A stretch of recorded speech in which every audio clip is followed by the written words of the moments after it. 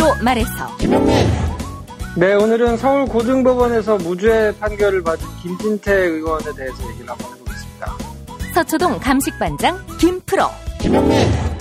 오늘은 파리바게뜨 불법 파견과 쉬운 해고 지침 폐기로 불거진 고용시장의 유연성 문제에 대해서 알아보겠습니다. 이완배 기자의 경제의 속살. 오늘은 남정현의 소설집 편지 한 통 함께 하시겠습니다. 정선태 교수의 오늘을 읽는 책. 김용민 브리핑. 잠시 후 시작합니다.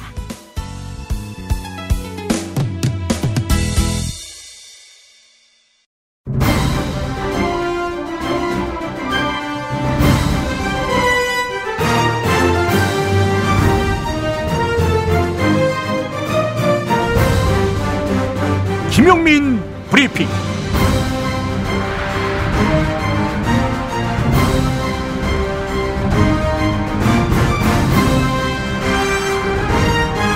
(2017년 9월 28일) 목요일입니다.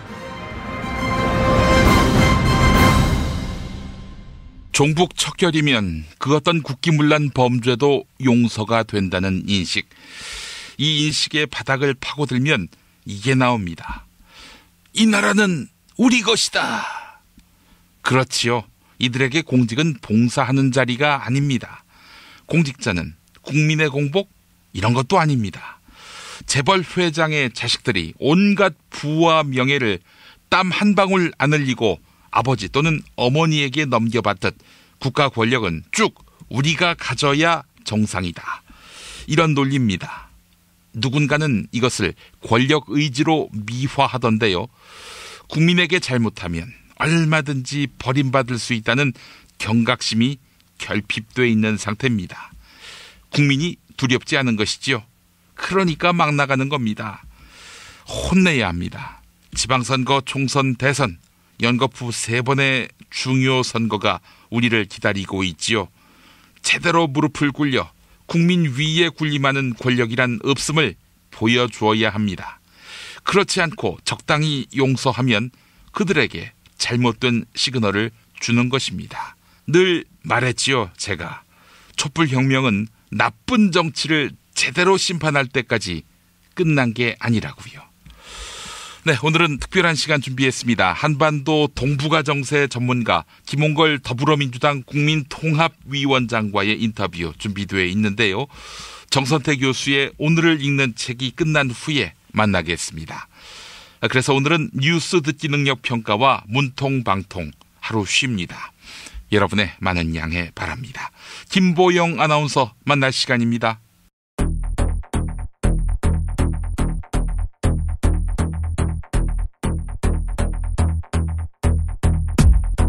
문재인 대통령이 어제 여야 사당 대표를 청와대로 초청했습니다. 하지만 자유한국당 홍준표 대표는 청와대의 보여주기식 행사에는 참석할 이유가 없다, 이렇게 밝히며 불참했습니다. 꼭 할 얘기가 있으면, 야당한테 당부할 얘기가 있으면 1대1로 불러라 이 말이에요. 응?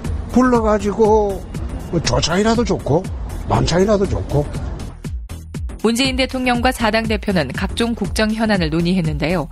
회동은 북핵 위협에 대한 초당적 대처를 포함해 안보 의제에 초점이 맞춰졌습니다.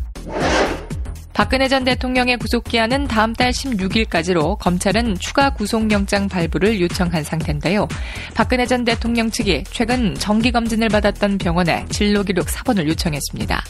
박근혜의 변호인인 유영하 변호사는 서울 성모병원을 방문해 박근혜의 진단서와 진료기록 사본을 받아갔는데요. 병원 진료기록을 바탕으로 추가 구속영장 발부에 반대한다, 이런 의견서를 재판부에 제출할 것으로 보입니다. 하지만 지난달 검진 결과 박근혜 건강에는 큰 이상이 없는 것으로 알려졌습니다. 그제 육군 소속의 한 일병이 진지공사를 마치고 부대 복귀하던 중 갑자기 날아든 총탄에 머리를 맞아 숨졌습니다. 군 당국은 숨진 육군 병사가 인근 사격장에서 날아온 도비탄에 맞아 변을 당한 것으로 추정된다고 밝혔는데요. 도비탄은 총에서 발사된 뒤 딱딱한 물체에 부딪혀 튕겨나간 탄을 일컫습니다. 하지만 유가족은 병사가 사망한 장소는 사격장 뒤에 있는 도로였다. 누구나 총탄에 맞을 수 있는 곳이었지만 도로 통제나 출입 통제 표지가 하나도 없었다라고 반발했습니다. 사격장 주변에서 도비탄에 맞아 숨지는 경우는 매우 이례적인 일입니다. 허위 사실을 유포한 혐의로 기소된 자유한국당 김진태 의원이 항소심에서 무죄를 선고받았습니다. 김진태 의원은 지난해 20대 총선을 앞두고 춘천시 선거구민 9만여 명에게 한국 매니페스토 실천본부 공약 이행평가에서 강원도가 3위를 차지했다라는 문자 메시지를 발송했는데요. 1심에서는 당선 무효형인 벌금 200만 원이 선고됐지만 항소심에서는 결과가 뒤집혀 무죄를 선고받은 것입니다. 재판부는 김진태 의원이 보낸 문자 메시지의 내용을 허위로 볼 수 없다라고 밝혔습니다.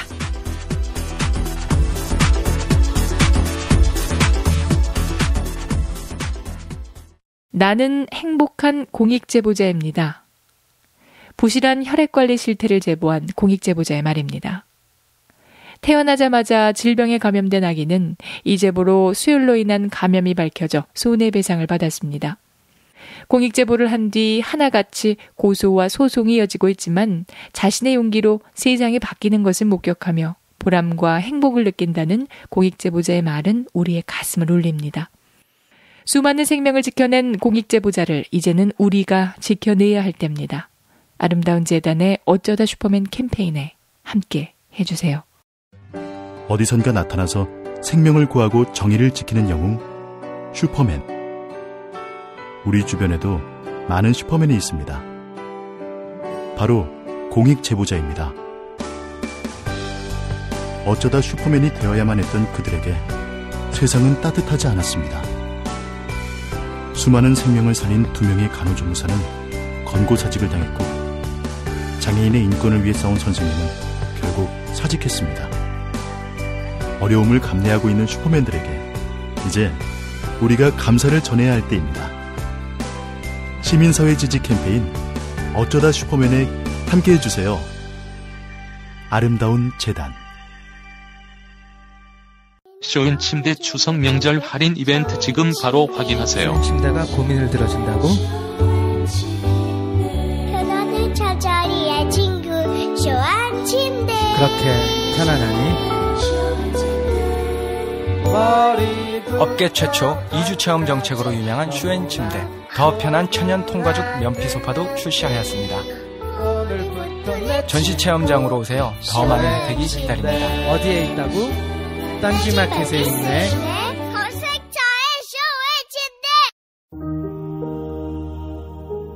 요즘 하늘색이 참 예쁘죠? 우리가 힘을 모아 바른 소리를 외치니 하늘도 예뻐집니다. 이렇게 맑은 가을, 몸을 위한 좋은 습관 새싹당 콩차 한 잔 어떠세요?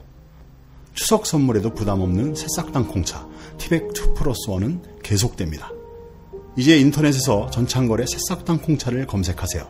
전화 구매는 070-8635-1288 1288. 내 몸의 적폐청산 새싹당 콩차.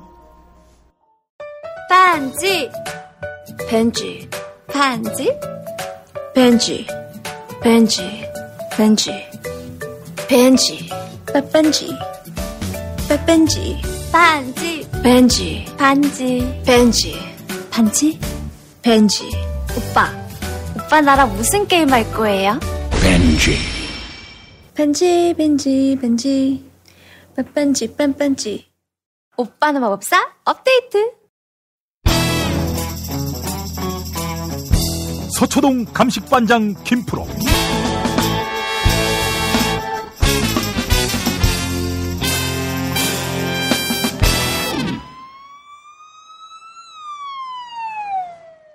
자, 김프로 나와 있죠? 네, 안녕하세요. 김프로입니다. 김진태. 보낼 줄 알았는데 항소심에서 또 기적적으로 생還했습니다. 네, 많은 분들이 이제 김프로쇼 게시판에도 오셔가지고 김진태 어떻게 된 거냐 얘기를 좀 해달라라고 막 댓글을 달아주시는 분들도 계시던데 모두의 말씀을 드리고 시작을 하자면 제가 지금은 이제 민간인이잖아요. 예. 기자도 아니고 그러다 보니까 판결문이라든지 뭐 판결 요지라든지 이런 거를 그 현직에 있는 서초동 기자들처럼 볼 수가 없어서 이거는 제가 내용을 조금 살펴본 다음에 그 내용에 대한 코멘트는 조금 해야 될 것 같고요. 예. 그래서 오늘은 어쩔 수 없이 이제 언론에 보도가 된 것, 뭐 이런 것을 바탕으로 해야 돼서 전체적으로 김진태 사건이 어떤 식으로 돌아갔는지 일단 개요를 좀 설명을 해드리는 게 전반적인 내용을 이해하시는 데 좀 도움이 되지 않을까 싶습니다. 예. 김진태 의원의 혐의는 자기가 공약을 이행하는 걸로 강원도에서 3등이다라는 내용의 문자 메시지를 주민들한테 쫙 보냈거든요. 예. 그게 매니페스토 실천본부에서 뭐 이런 결과를 내놨는데 내가 3등이더라라고 보냈는데 매니페스토에서 그렇게 등수를 뽑아가지고 자료를 낸 적이 없거든요. 그러니까 이제 공약을 누가 얼마나 이행했는가 뭐 이런 거에 대한 자료를 낸 적은 있으니까 김진택 의원실에서 그 내용을 받아다가 보고 자기들이 이제 자의적으로 쭉 이제 보니까 우리가 3등 정도 되더라 해가지고 이제 뿌렸다는 거예요, 내용을. 그래서 이게 분명히 허위사실 공표니까 문제가 되지 않느냐 해가지고 수사가 이제 시작이 됐어요, 처음에. 근데 선관위에서 문제를 삼아가지고 검찰에서 조사를 했는데 검찰 조사 결과가 어떻게 나왔냐면 이건 뭐 허위사실이라고 보기가 조금 그렇다. 자기가 고의로 막 허위사실을 이렇게 유포하려고 했던 걸로 보기가 좀 어렵다 해가지고 그냥 무혐의 처분을 했어요. 당시에 새누리당, 자유한국당이 집권 여당이었으니까 입김이 있었는 거 아니냐라는 이제 뒷말들이 굉장히 많았죠. 근데 어쨌든 검찰에서 그렇게 그냥 무혐의 처분을 하니까 뭐 어떻게 할 수가 없잖아요.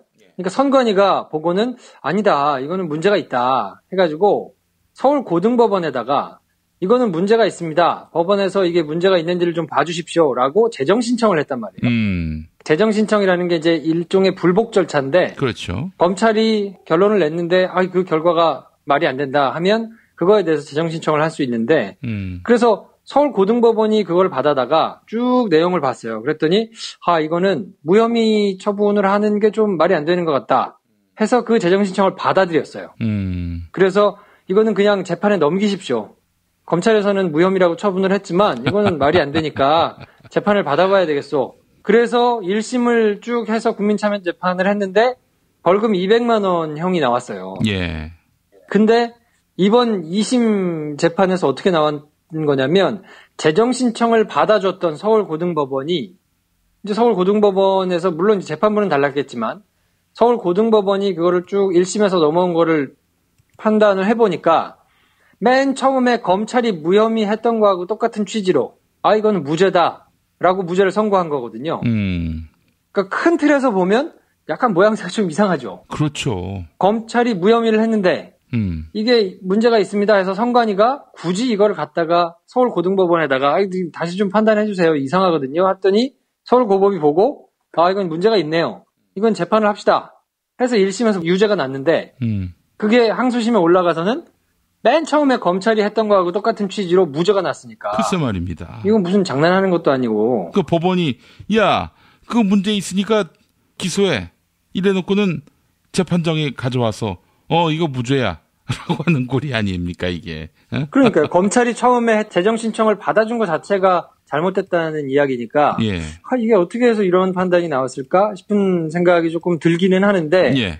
제가 아직 판결문의 주요 내용들을 면밀하게 못 봤기 때문에 이 정도 이상의 어떤 논리적으로 문제가 있다 내지는 이런 부분은 조금 이상하다라고 볼 수 있는 걸 지금 말씀해 드릴 수는 없어서 조금 답답하기는 합니다. 그러니까 그거는 조금 이제 기다려 보시면 제가 내용을 보고 이제 말씀을 드릴 기회가 따로 있을 것 같은데 그래서 이것 때문에 재정 신청 자체에 대해서 그 절차에 대해서 문제를 삼는 분들이 조금 이제 있거든요. 예. 왜냐하면 검찰에서 무혐의를 했는데 그 무혐의를 받아다가 서울고등법원에서 이건 문제 있으니까 재판에 넘겨. 그래서 재판에 넘겼는데 그 재판에서 이걸 유죄를 내려주세요 하고 싸워야 되는 것도 검찰이란 말이에요.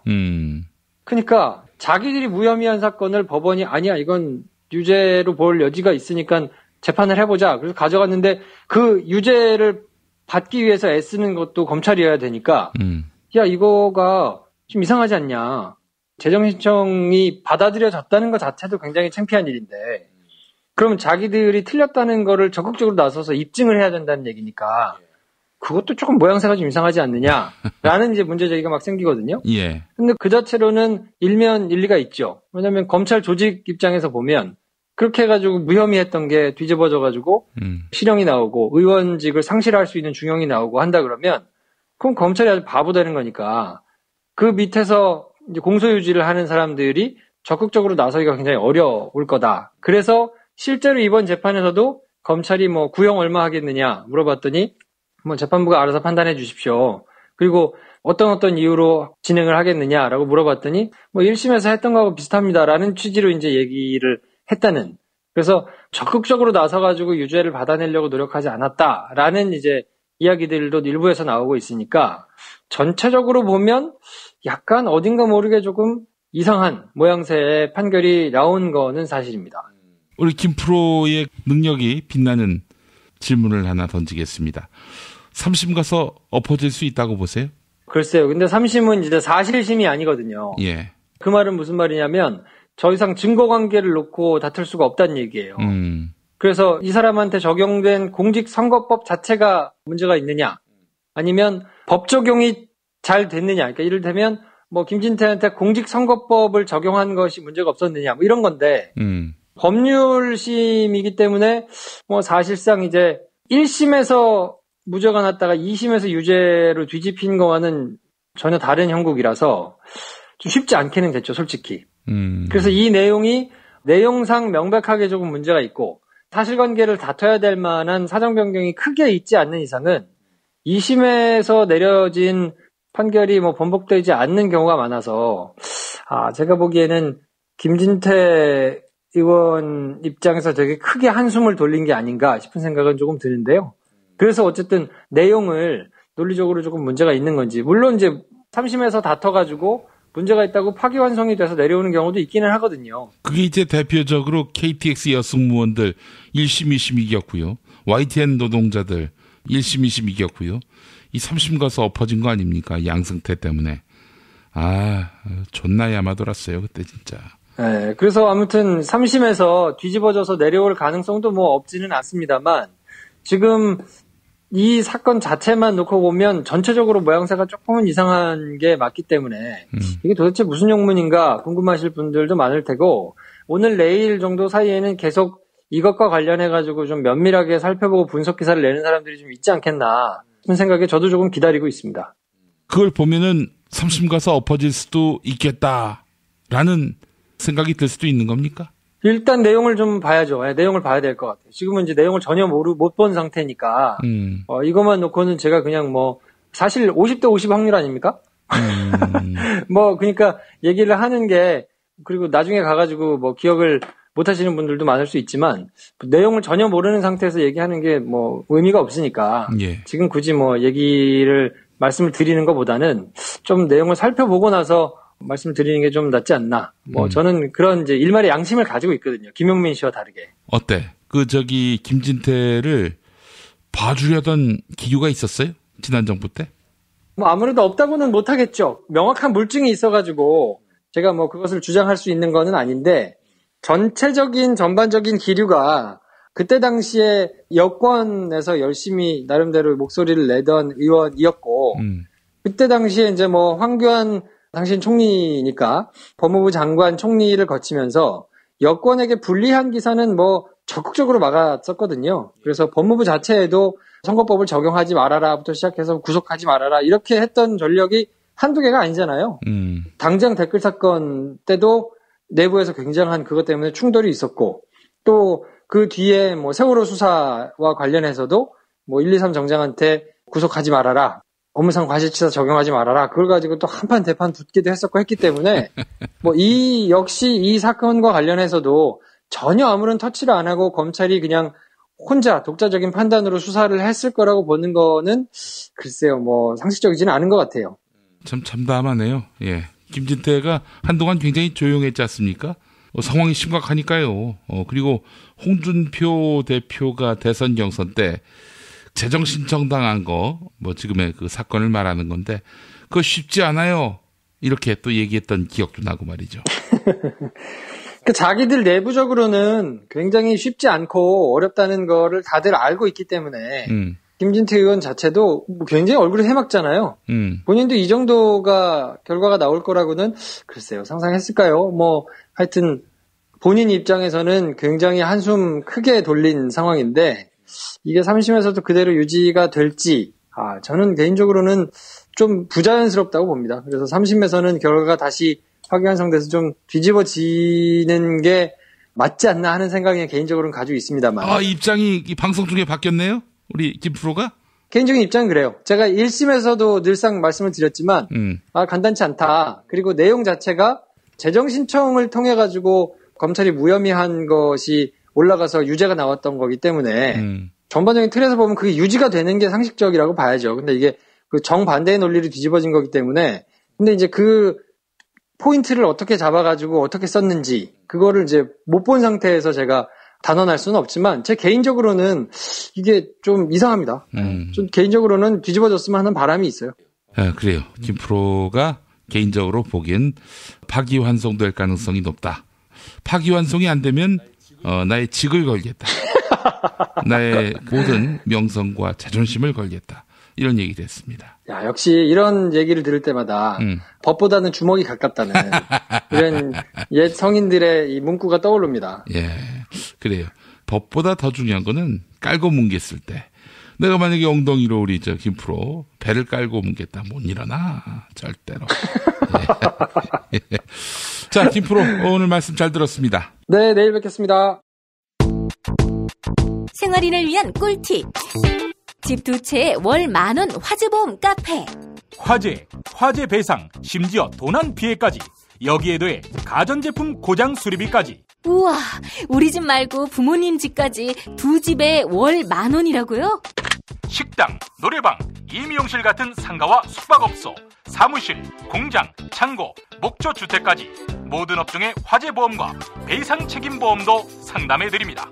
02849-9730 연중 무휴라 언제든 02849-9730. 어머님, 아버님 오래오래 건강하세요. 개업 축하합니다. 본세다 잠드소서. 결혼을 축하합니다. 형부, 우리 언니 반품은 안 됩니다. 차장 승진하신 주과장님, 주차장 되신 거 축하해요. 우리 같이 산 게 벌써 7년이나 됐네. 썩 짜릿했던 시간이었어. 태어나서 처음으로 여자에게 보내는 꽃이야. 너랑 닮은 꽃. 생일 축하해. 사랑과 축하, 위로가 있는 곳에 좋은 사람과 플라워. 1566-0263 1566-0263입니다. 엄마, 독서실 갔다 왔어. 맛있는 야식 좀 해줘. 여보, 나 회식했더니 속쓰려. 해장국 좀 부탁해. 알았어. 내가 한 방에 해결하지. 이제 남도 먹거리 쇼핑몰에서 건강과 행복을 쇼핑하세요. 남도의 맛깔스러운 김치부터 담양식 돼지갈비까지. 주소창에 남도먹거리.kr을 입력하시거나 주문 전화 1544-1669 1544-1669로 전화주세요. 한글도 남보다 빨리 깨치고 참 똑똑했는데 갈수록 실력이 뒤처지는 것 같아 걱정이에요. 혹시 초등학교 교과서 본 적 있어요? 어려운 어휘가 너무 많아요. 학교에서는 어휘 개념을 하나하나 설명해줄 시간이 정말 부족하잖아요. 그럼 어떡하죠? 내 아이의 어휘만큼은 내가 책임져야죠. 어휘 공부의 정성. 초등어휘 3000, 초등어휘 5000. 검색창에 초등어휘 3000을 쳐보세요. 야, 너 홍어 판다 그랬지? 팔지. 근데 홍어가 진짜 그렇게 몸에 좋아? 아니, 끝내준다니까. 우리 엄마 관절염인데? 홍어. 나 숙취는? 홍어. 마누라 다이어트는? 홍어. 큰 이모 변비? 홍어. 작은 형 소화불량은? 홍어. 여동생 피부? 홍어. 큰 누나 주름? 홍어. 명절 때 선물은? 홍어라니까. 근데 비싸지? 열나 싸고 열나 맛있는 홍어가 있다니까. 어디? 알싸한 홍어. 1599-6456.com 혹은 1599-6456 전화 주문도 가능합니다. 김용민 브리핑 뉴스기 능력평가 정답 맞히신 분들 소개합니다. 어제 문제는 신라의 51대 여왕이 누구인지 맞히는 거였죠. 정답은 진성여왕인데요. 당첨자 두 분에게는 도서출판 이김에서 협찬하는 김용민 PD의 신간 보수를 지켜라를 선물해드립니다. 김용민 PD의 사인이 담긴 책으로 보내드립니다.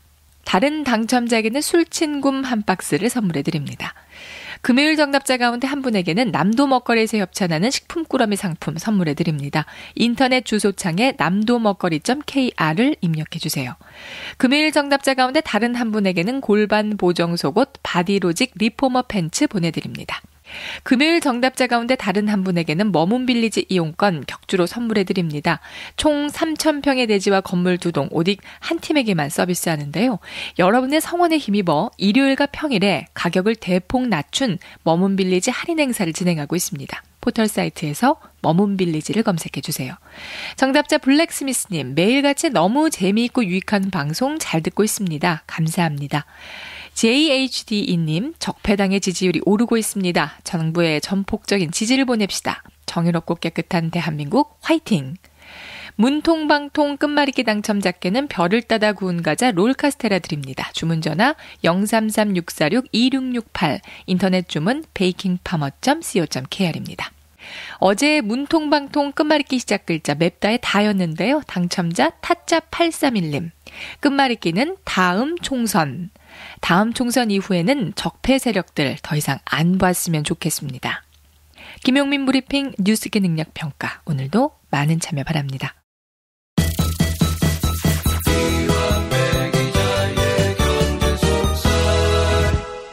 민중의 소리 이완배 기자 함께하겠습니다. 이완배 기자님. 네, 안녕하십니까. 예, 이완배 기자님. 우리 어렸을 때만 해도 동네 빵집 이런 데서 이제 빵을 사 먹는 것이 상식이고 데이트가 이루어졌죠. 아, 데이트는 이제 조금 올드한 세대인데 우리 이완배 선배님 세대는 그랬던 모양이군요. 아니고요. 사실은요. 저희도 카페에서 만났고요. 네, 저희 한 윗세대가 빵집에서 이제 그렇습니다. 하셨고요. 뭐 네. 우유 시켜놓고 말이죠. 교복 입고 그런 풍경이 또 그려지는데 근데 그때만 해도 다 동네 빵집이었지 무슨 프랜차이즈 이런 건 상상도 못했어요. 그렇습니다. 이게 80년대 후반쯤인가 아마 들어왔던 것 같아요. 이 프랜차이즈가요. 예. 동네 빵집의 낭만이 다 없어졌습니다. 그전에는 뭐 동네 빵집뿐이었는데 뭐 신라제과 뭐 이런 거 이제 들어오면서 뉴욕제가 뭐 이런 거 들어오다가 갑자기 크라운 베이커리 뭐 이런 거 들어왔고 파리바게뜨 시작되고요. 그리고 뚜레쥬로 또 이렇게 시작이 되고 네. 그러면서 동네 빵집이 싹 사라졌습니다. 그렇습니다. 네, 이제는 프랜차이즈가 완전히 다 잡아먹었죠. 문제는 그렇게 골목 상권을 프랜차이즈들이 잡아먹었는데 이제 지난 주말에 발표가 됐고 지금까지도 계속 파장이 이어지고 있는 불법 파견, 위장도금 문제까지 지금 겹쳐 있다는 겁니다.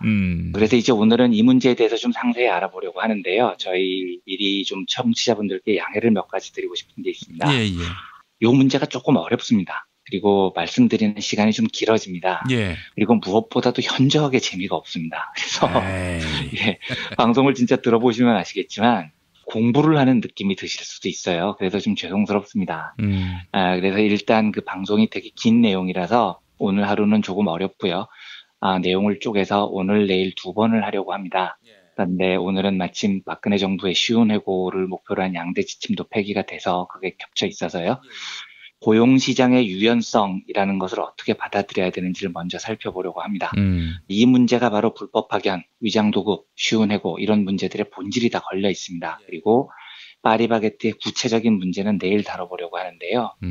제가 이제 종종 이런 말씀을 드립니다만 우리가 성인이 돼서 뭔가 공부를 해야 한다는 강박관념을 저는 별로 바람직하게 생각을 안 해요. 예.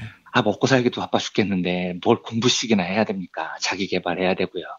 그렇게 바쁘게 사는 건 대한민국에서 김용민 PD님 한 분이면 되는 거죠. 그러니까 저는 우리 일반 노동자들은 휴식을 중시하면서 살았으면 좋겠어요. 슬쩍 매기시는 것 같은데. 느낌에. 아닙니다. 명절을 앞두고 그러지 않습니다. 예. 김용민 PD님을 늘 존경합니다. 감사합니다. 김용민 PD님이 방송 출연하는 게스트하고 다투는 건 김수민, 김프로 두 분이면 충분하지 않겠습니까? 아이고, 감히 어떻게 선배님께 뭐 김수민이나 이제 김프로는 애들을 좀 사람으로 만들 필요가 있어요. 아니 거기서 그렇게 리시브를 하시면 제가 뭐가 됩니까? 우리 선배님은 거의 성인 반열에 오르셨기 때문에. 요거 편집해 주세요. 뭔 편집 같은 소리를 하십니까? 편집할 만 아닙니다. 예. 네, 이어서 하겠습니다. 근데 이제 다만 유일하게 우리가 만약에 노동자로 살아간다면은요. 어쩔 수 없이 불가피하게 공부를 좀 해야 하는 분야가 있어요. 이게 뭐냐면 노동에 관한 다양한 법률과 현장에 대한 지식들입니다. 이건 어쩔 수가 없어요. 누가 가르쳐주지 않기 때문에 스스로 배워나가야 됩니다. 근데 매우 안타까운 일은 한국은 노동에 대한 기본적인 교육이 제도 교육에서 거의 빵점에 가깝습니다. 제가 요즘 우리 첫째 아이가 고1인데 중간고사 기간이어서 사회 문제를 저한테 물어봐요. 경제 분야라서요. 근데 교과서 이렇게 보면 뭐야 이게 이런 생각이 들어요. 주류 경제학의 이야기를 너무 진리인 듯이 가감없이 써놓고 그걸 답으로 만들어 놓습니다. 뭐 문제가 이래요. 자유무역이 얼마나 좋은지 긍정적인 효과를 3개를 쓰시오. 뭐 이런 식입니다. 근데 정작 교과서를 보면 노동, 파업, 근로기준법이라고 불리는 노동자의 권리 이런 것들은 거의 없어요. 근데 사실 우리 아이들은 대부분 노동자로 자랄 건데요. 자유무역이 왜 좋은가를 그것도 주류경제학의 시각만 주르르 교과서에 적는 게 아니고 삶의 제일 직접적인 이야기들, 그러니까 노동에 대한 이야기가 어렸을 때부터 교육이 돼야 됩니다. 근데 이게 우리나라는 거의 빵점에 가깝더라고요. 되게 안타깝습니다. 그러니까 이걸 정규 교육에서 못 배우니까 우리가 성인이 돼서 따로 공부를 해야 돼요. 얼마나 인생에 많은 낭비고 고통입니까? 제가 오늘 드리는 말씀이 정규 교육에서 많은 그 예비 노동자들에게 교육이 됐으면 하는 바람이 되게 강합니다. 예. 서설은 이 정도로 하고요. 불법 파견, 위장 도급의 본질적인 모습이 어떤 건지를 좀 살펴보려고 합니다. 예. 불법 파견을 이해하기 위해서는요. 고용 혹은 노동시장의 유연성이라는 개념을 이해해야 되는데요. 유연성이라는 말은 굉장히 기만적이죠. 왠지 좋은 용어처럼 들리잖아요. 근데 정확하게 말하면 해고의 자유, 잦은 해고, 쉬운 해고 이걸 지금 뜻하는 말입니다. 그래서 저는 유연성이라는 말을 굉장히 쓰기 싫어하는데 일반적으로 이렇게 말을 쓰니까 이해를 위해서 오늘만 그렇게 쓰겠습니다. 예. 그리고 제가 결론적으로도 말씀을 드리겠지만 저는 4차 산업혁명 시대 이후에 여러 산업적인 격변이 일어나면은요. 노동의 유연성은 어쩔 수 없이 우리 노동이 직면해야 되는 문제라고 생각을 해요. 예, 그러니까 무조건 노동 유연성은 반대야. 해고는 절대 반대야. 이런 생각을 저는 안 갖고 있다는 겁니다. 산업 자체가 통째로 없어지는 시대가 올 거예요. 근데 어떤 경우에도 노동자를 해고해서는 안 된다라고 생각을 하면 경제를 발전시킬 수 있는 답이 보이지를 않습니다. 제가 이런 생각을 갖고 있다는 걸 전제로 말씀을 드립니다. 이 유연성 문제를 이해를 하기 위해서 가장 많이 인용되는 사례가 우산장수, 집신장수 이야기입니다. 우리나라 전래 동화죠. 한 어머니가 두 자식을 키워요. 그런데 첫째는 우산을 팝니다. 둘째는 집신을 팔아요. 그래서 비가 오면 어머니가 걱정이 너무 심해집니다. 아이고 우리 둘째 집신 안 팔려서 어떻게 하나 고민을 하죠. 근데 날씨가 화창하게 개면 어머니는 또 걱정을 해요. 아이고 우리 첫째 우산 안 팔려서 어떡하나. 어머니의 걱정이 마를 날이 없는 겁니다. 근데 요때 고용의 유연성이 확보되면 문제를 해결할 수 있다가 쉬운 해고를 주장하는 이들의 이야기입니다. 우산 공장하고 집신 공장이 있어요. 그런데 이제 장마철이 되면 비가 많이 오죠. 우산이 잘 팔릴 겁니다. 그러면 우산 공장은 노동자들을 많이 고용해야 돼요. 그런데 장마철 그때 한철을 보고 노동자들을 대거 고용을 하면 겨울에는 노동자들이 놀아야 되잖아요. 근데 월급은 안 줄 수가 없죠. 이러면 기업이 어떻게 살아가느냐 이런 주장입니다. 반면에 집신 공장은요. 비가 올 때는 집신이 안 팔립니다. 이때도 노동자가 노는데 월급을 줘야 돼요. 공장 입장에서는 손해죠. 그래서 등장하는 게 노동시장의 유연성이라는 개념입니다. 장마철에는 노동자들에게 우산 공장에 취직을 시켜서 일을 하게 해요. 그 다음에 장마철이 끝나면 이 노동자들을 집신 공장에 취직을 시키는 겁니다. 이렇게 해고하고 취업이 자유로우면 노동자들도 계속해서 일자리를 얻을 수가 있어서 좋고 공장들도 줄 돈만 딱딱 주고 효율적으로 노동자들을 이용할 수 있어서 원가가 절감돼서 좋고 원가가 절감되면 우산 가격, 집신 가격도 합리적으로 떨어질 테니까 소비자한테도 이득이다. 뭐 이런 소리인 겁니다. 요 이야기가 옳으냐 그르냐를 따지기 전에요. 우선 살펴봐야 되는 게 있습니다. 뭐냐면 제가 조금 전에 말씀드렸던 집신 공장과 우산 공장 사례가 노동자들을 쉽게 해고를 해서 효율적으로 만드는 것처럼 보이는 저 사례가 일단 효율적이라고 치겠습니다. 왜냐하면 일견 효율적으로 보이기도 하니까요. 자, 그러면 저렇게 효율성이 높아져서 우산 공장하고 집신 공장이 돈을 더 많이 벌었다고 가정을 해보겠습니다. 그러면 이 과정에서 두 회사가 돈을 더 많이 버는데 제일 공헌을 많이 한 사람이 누구일까요? 이게 이제 퀴즈의 첫 번째 출발입니다. 일단 우산 공장 사장님하고 집신 공장 사장님은 절대 아니에요. 아무것도 기여한 게 없습니다. 이분들이 뭘 공헌한 게 있습니까? 노동자들 채용했다, 해고했다, 월급 정해진 대로 주고 이게 다잖아요. 아무것도 공헌을 한 게 없습니다. 그러면 누가 제일 개고생을 했고 누가 제일 공헌을 했느냐? 당연히 우산 공장과 집신 공장을 오가면서 일을 한 노동자들입니다. 이 노동자들 우산 만들면서 그 과정이 이제 손에 좀 익을만 하면 야 장마철 끝났으니까 해고돼 버립니다. 그러면 이제 다시 집신 공장으로 우르르 몰려가서 집신 만드는 일 배워야 돼요. 그래서 손에 익을만 하면 또 쫓겨납니다. 또 우산 공장으로 가야 돼요. 또 우산 만드는 거 까먹은 거 다시 배워야 됩니다. 이 노동자들이 그 과정에서 일자리를 잃을 수도 있고 개고생하는 과정도 있는데 이걸 서로 계산해서 빼더라도요. 저 고용 유연화를 통해서 누군가가 돈을 더 많이 벌었다면 그 돈의 가장 큰 권리를 가지는 사람은 당연히 기여가 제일 높은 노동자여야 한다는 겁니다. 그러면 당연히 분배도 노동자들에게 더 많이 줘야 되는 거죠. 원론적으로 볼 때 비정규직으로 고용 불안정에 시달리면서 이 사람들이 제일 고생을 했으니까 더 많이 월급을 받아야 돼요. 그런데 우리 사회는 고용 유연화를 정반대로 생각을 합니다. 비정규직을 두는 이유가, 파견직을 두는 이유가 그 사람들에게 더 많은 것을 기여하게 하는 대신에 월급을 더 주는 게 아니고 월급을 덜 줘도 되니까 그걸 쓴다. 이렇게 근본부터 뒤집고 있는 겁니다. 그러니까 원론적으로 이야기를 하면 저는 비정규직이나 고용불안에 시달리는 노동자들에게 정규직보다 더 많은 월급을 줘야 된다고 믿어요. 저는요. 근데 그게 이제 너무 국내 정서에 안 맞잖아요. 예. 그래서 그게 정서상 안 된다면 최소한 동일노동 동일임금의 원칙은 지켜져야 됩니다. 같은 노동을 하니까요. 아니 자본 니들이 일 시킬 때 비정규직이라고 덜 시키는 게 아니잖아요. 파견업체라고 일을 덜 시키는 것도 아니잖아요. 그러면 최소한 동일노동 동일임금 원칙이라도 지켜야 되는데 우리는 일단 이거부터 안 지키고 있는 겁니다. 그러면 또 한 가지요. 집신장수 우산장수 이야기에서 짚고 넘어가야 할 대목은요. 그러면 노동자들은 유연하라는 명목으로 비정규직 파견으로 내몰리고 나면 기업은 분명히 새로운 이익이 생겼는데 이 이익을 누가 그러면 제일 많이 챙겨갔을까 하는 문제입니다. 일단 노동자는 아니니까요. 노동자한테는 돈을 덜 주니까요. 그러면 일단 많은 사람들이 이 질문을 들으면 직관적으로 그거야 당연히 자본이 더 챙겨갔겠지. 정규직 비정규직화하고 비정규직이면 오히려 월급 덜 주고 그 이익을 다 자본이 챙겨갔겠지라고 생각을 해요. 그런데 회계장부를 가만히 들여다보면 의외로 그렇지도 않습니다. 그러니까 파리바게뜨 같은 경우는요. 지금 본사가 직영하는 곳에서 일하는 정규직 제빵사 연봉이 한 3,200만 원 정도 된대요. 예.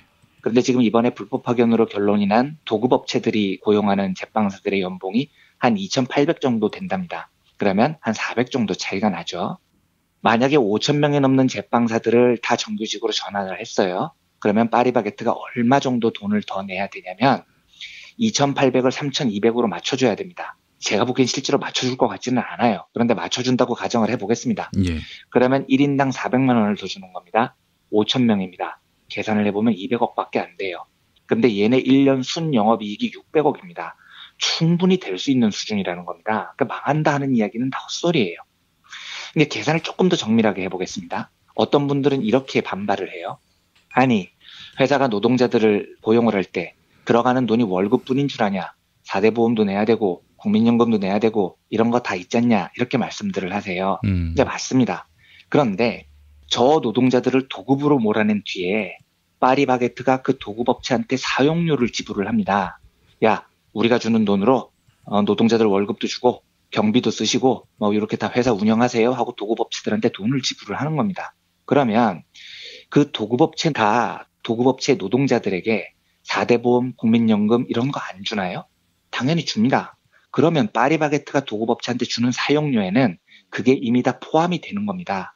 그걸 만약에 포함을 안 해서 주면 도급업체들은 다 망해요. 그러니까 이 말은 결과적으로 보면 5,000명의 노동자들이 도급업체 소속이건 본사 소속이건 4대 보험, 국민연금 이런 돈은 다 본사에서 나가는 겁니다. 약간의 연봉 차이는 있을 수가 있죠. 예. 문제는요. 그 도급업체들이 딱 노동자들 월급 주고 4대 보험 내고 국민연금 내고 요거 할 만큼만 파리바게뜨 본사로부터 받아오겠냐는 겁니다. 그 회사도 사장님이 있으시잖아요. 임원이 있잖아요. 예. 그분들 다 사장님 연하면서 월급 받고 살잖아요. 그리고 도급업체 사장님들 의외로 잘 삽니다. 예를 들면 우리 톨게이트에서 일하시는 노동자분들이요. 과거에는 전부 도로공사에서 직접 고용을 했었습니다. 그러다가 도로공사가 2009년에 경영 효율화 한답시고 전부 외주업체 비정규직으로 다 돌렸거든요. 그리고 그 외주를 맡은 곳이 용역자회사인데 이 자회사 사장들이 누구냐? 전부 다 전직 도로공사 임원들이에요. 이분들이 그리고 용역자회사를 꿰차고 수천만 원씩 월급을 받아갑니다. 이런 외주회사가 수백 개나 돼요. 근데 원래 이 톨게이트 노동자들이 정규직이었을 때는 월급이 150 정도 됐습니다. 이걸 외주화했더니 첫 해의 월급이 120만 원으로 다운됐습니다. 30만 원 차이가 나요. 그러면 이 30만 원을 도로공사가 직접 고용을 해서 부담했을 때 이게 엄청난 부담일까요? 아니에요. 왜냐하면 그 30만 원어치의 거의 버금가게 외주업체 사장님들, 임원님들 사무실 임대료 주고 월급 주고 그 돈까지 도로공사가 지금 다 대고 있는 겁니다. 도로공사가 안 돼주면 그 외주회사는 못 살아남으니까요. 예. 그러면 그 퇴직한 도로공사 임원님들, 외주업체 사장님들 돈 대주는 거 다시 회수를 하면 정작 비정규직을 정규직으로 전환하는데 드는 비용이 의외로 그렇게 크지 않습니다. 파리바게트만 해도 지금 협력 외주업체가 11곳이에요. 그런데 이 11곳 사장님들 땅 파먹고 살겠습니까? 다 파리바게트로부터 받는 용역비 중에 노동자들한테 일부를 주고 나머지는 자기들 월급 받고 회사 운영하는 겁니다. 그러니까 그 중간 브로커 과정을 생략하고 나면은요. 직접 고용을 할 때 정작 또 들어가는 돈은 얼마 안 돼요. 그럼 이제 이런 의문점이 생기는 겁니다. 본사는 그러면 왜 외주화에 목숨을 거는 거야? 자본은 왜 노동시장 유연화에 목숨을 걸지? 이익손실표를 보면 정작 유연화를 통해서 가장 큰 손실을 보는 쪽은 개고생하는 노동자들입니다. 그리고 본사는 이익을 조금 봐요, 조금.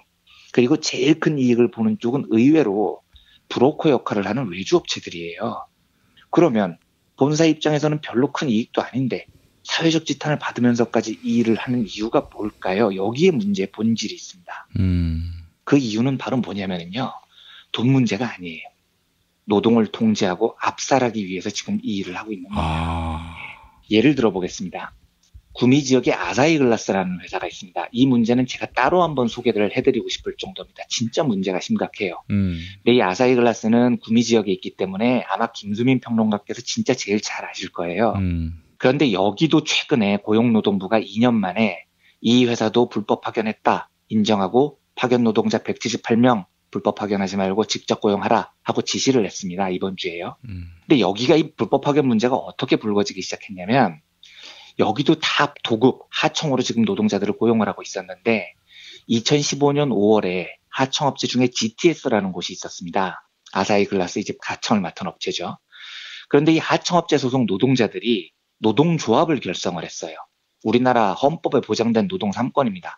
그런데 노동조합을 딱 결성하자마자 아사히글라스가 본사가요.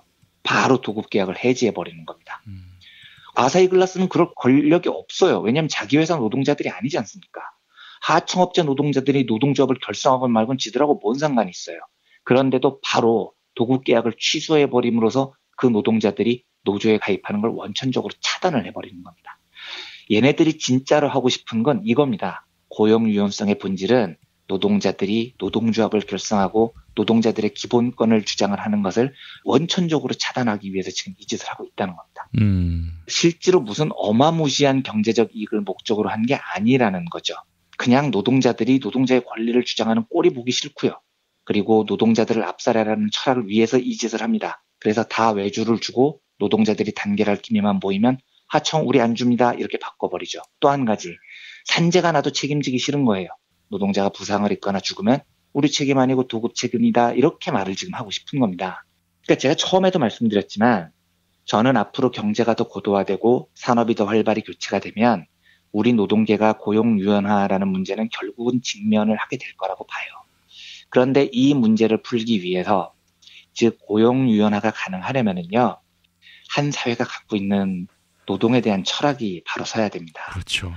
그러니까 애초부터 고용 유연화가 노동자 압살, 노동자 권리 박탈, 기업의 책임 회피, 노조 파괴 이런 걸 목적으로 진행이 된다면 도저히 합의가 안 됩니다.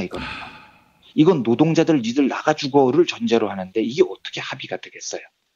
그러니까 자본이 자주 이야기를 하는 게 이런 거예요.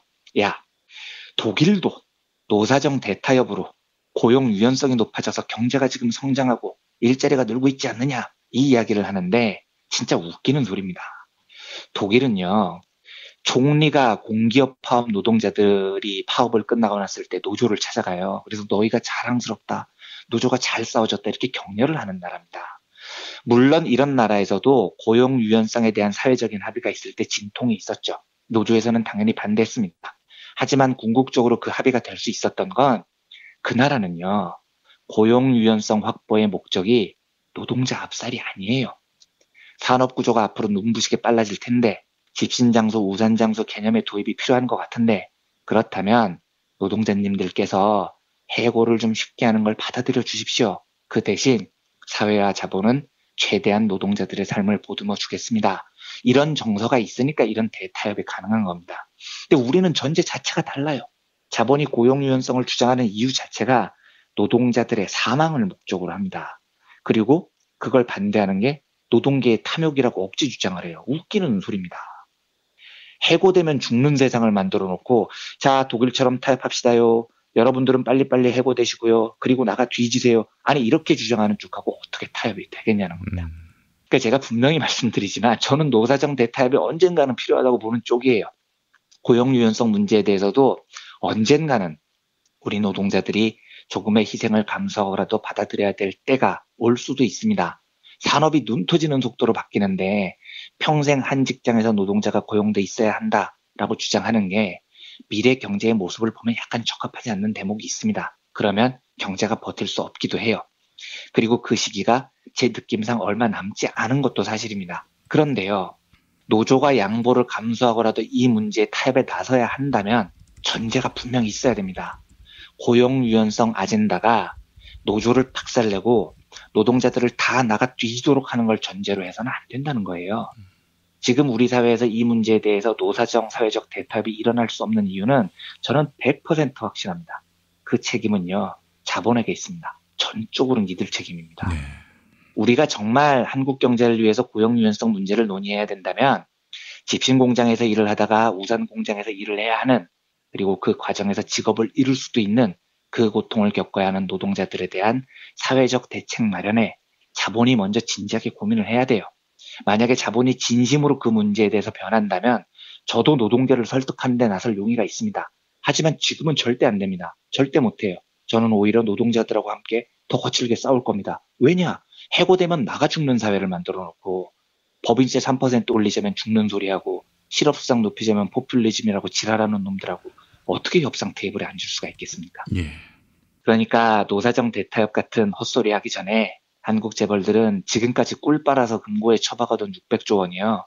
노동자 복지에 사용할 방법을 빨리 찾으세요. 그리고 해고 노동자들, 비정규직 노동자들, 처우 개선할 방법을 빨리 찾아야 됩니다.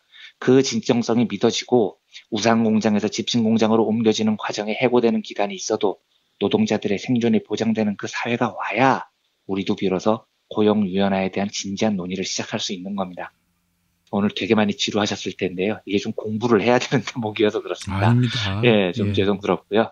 어쨌든 오늘은 원론적인 고용 유연성에 대해서 말씀드렸고 내일은 오늘 공부를 바탕으로 해서 파리바게트에 대해서 좀 구체적인 논쟁들을 하나하나 살펴보겠습니다. 예, 저는 사실 신자유주의, 이 해고가 얼마든지 가능한 그런 세상, 또 학생들이 학점의 노예, 취업의 노예가 되는 세상, 치밀한 기획이 있었다고 생각합니다. 그럼요. 자본의 설계입니다. 예, 더 이상 대학가에서 투쟁하지 않도록 노동자들이 노동운동 벌이지 못하도록 하는. 그렇습니다. 네, 다급하게 만들어 놓으면 투쟁하기 어렵죠. 이걸 좀 본다면은 노예처럼 살 것인가 아닌가에 대한 그런 분명한 철학이 생길 것도 같은데, 예, 스스로 노예의 길을 택하는 분들도 있는 것 같아서 안타깝고요. 예, 내일 또 마저 듣겠습니다.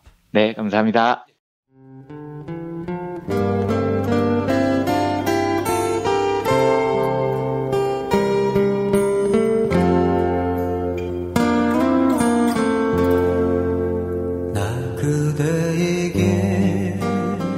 뜨거운 여름이 가고 어느새 찬바람이 옆구리를 스치면 왠지 뜸해졌던 그리운 친구 생각나시죠? 몇 년 만에 만나도 바로 어제 본 것 같은, 말 안 해도 내 마음 누구보다 잘 알아주던 속 깊고 다정한 친구 다 있잖아요. 마치 민중의 소리 같은? 이렇게 마음 맞는 친구랑 뜨거운 국물에 소주 한 잔이면 같이 할까요? 당신의 든든한 절친 민중의 소리가 오늘도 당신을 응원합니다.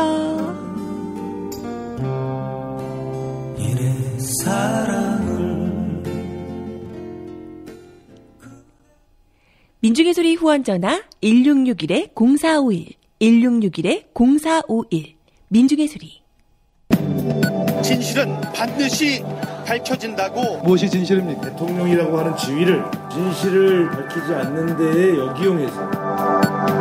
김보영 아나운서가 함께합니다. 아프니까 팩트다. 안녕하세요. 아프니까 팩트다. 김보영입니다. 지난 6월 부산 기장군에서는 고리원전 1호기의 영구 정지 기념식이 있었습니다. 이 자리에서 문재인 대통령은 정부의 탈원전 정책을 분명하게 선언했는데요. 이와 함께 원전의 위험성을 강조하기도 했습니다. 발언 들어보시죠.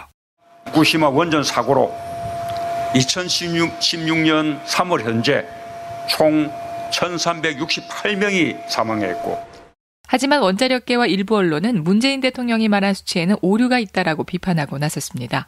방사능으로 사망하거나 질병에 걸린 사례가 없다, 이런 주장인데요. 이에 한겨레가 사실관계를 따져봤습니다. 실제로 2011년 후쿠시마 원전 사고가 발생했을 당시 경납 건물은 손상됐지만 방사선 피폭에 의한 즉사자는 발생하지 않았습니다. 하지만 원전 사고는 후쿠시마 지역 주민의 건강에 큰 영향을 끼치고 있습니다. 후쿠시마 현립의과대학이 원전 사고가 발생하기 전인 2010년과 사고 발생 1년 뒤인 2012년에 질병 발생 수를 비교했는데요. 2010년에 비해 2012년에는 백내장과 협심증 그리고 뇌출혈 진단을 받은 환자가 2배에서 최대 3배까지 늘어났습니다. 소장암 환자는 4배 그리고 전립선암 환자는 3배가 늘었습니다. 한편 일본 정부는 피난 생활을 하다 사망한 후쿠시마 주민들을 지진 재해 관련 사망자로 분류하고 있습니다. 유가족 측은 일본 정부로부터 조의금을 신청하기 위해 서류를 제출하고 있는데요. 제출 서류에는 핵발전소 재해 대피 중 사망 이런 항목이 있습니다. 도쿄신문은 이 숫자를 집계해 해마다 핵발전소 관련 사망자 숫자를 발표해온 것이죠.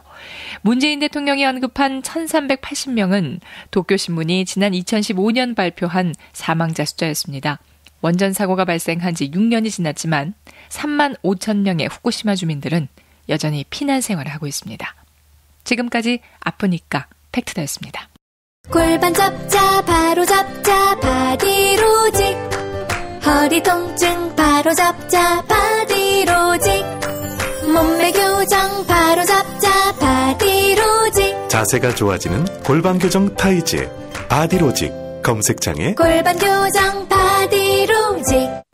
삐딱한 남성 골반 허리에도 역시 바디로직입니다. 바디로직의 효과를 못 느끼셨다면 100% 환불해드립니다. 자세한 환불 조건은 홈페이지를 참조하세요.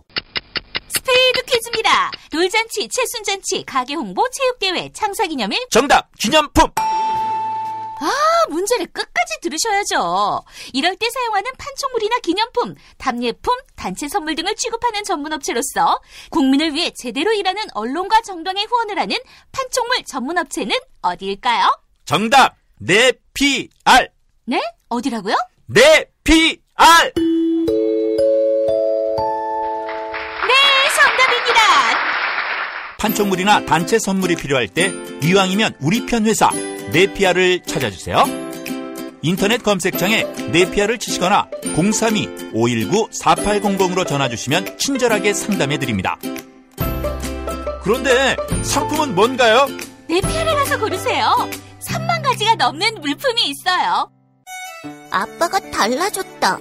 술 냄새를 풍기며 집으로 들어오면 자는 날 깨워 했던 말을 또 하던 아빠. 이제는 더 이상 날 귀찮게 하지 않는다. 아빠가 달라졌다. 자는 날 깨워 막무가내로 뽀뽀하며 볼을 비비던 아빠. 그걸 참을 수 있었던 건 그러고서 주는 용돈 때문이었는데 더 이상 날 귀찮게 하지도 용돈을 주지도 않는다. 아빠, 대체 뭘 먹은 거야? 몸, 마음, 지갑까지 날 지켜주는 술친구. 살아서 집까지 술친굼. 재구미율과 후기가 좋은 술친굼을 지금 네이버에서 검색하세요. 충남 금산의 넓은 인삼밭. 정성농장을 일군 농부아버지 이정열 씨. 자연은 노력한 만큼 내어준다. 그 자연의 마음을 알기에 정성농장을 더불어 일구는 아들 이성규 씨도 아버지에게 배운 것처럼 정직하고 또 성실하게. 정성농장 홍삼은 인삼 재배부터 가공 판매까지 모두 책임지고 있습니다. 그래서 대한민국 1등 품질을 자부합니다.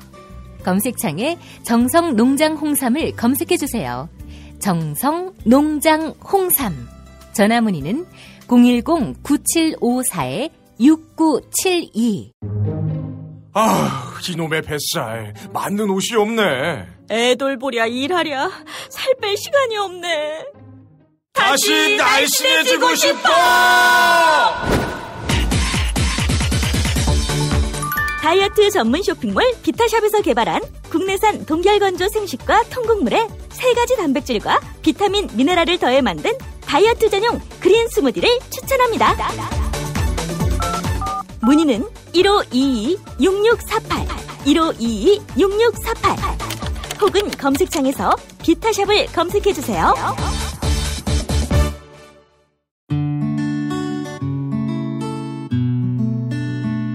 당신과 내가 좋은 나라에서 그 정의로운 나라 그곳에 산다면 난 그냥 좋아서 웃기만 할 거예요. 당신의 뉴스 보좌관 김용민 브리핑.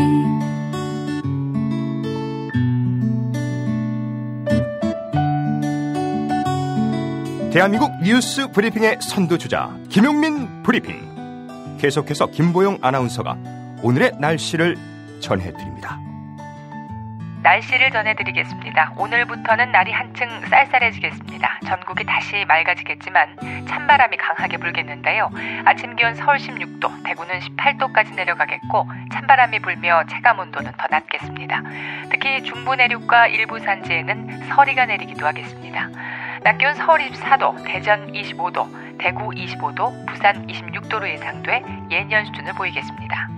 여기는 대한민국 브리핑 1번지 김용민 브리핑입니다.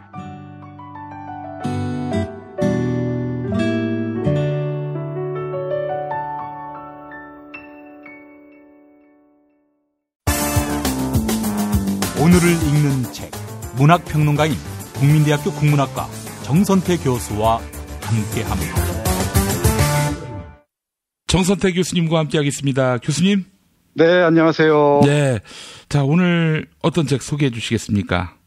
1958년도에 데뷔해서 지금까지 한반도의 미국이란 무엇인가를 고민해온 작가 남정현의 소설집 편지 한 통 함께 하고자 합니다.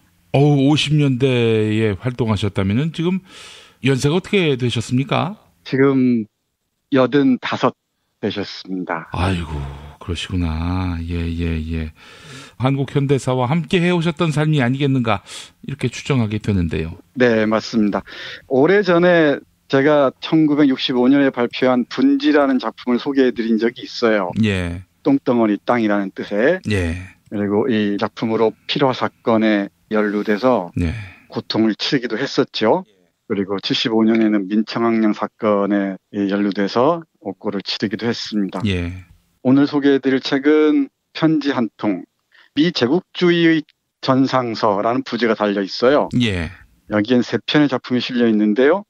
분지와 함께 신사고, 그리고 표제작인 편지 한 통, 미제국주의 전상서가 실려 있습니다. 예.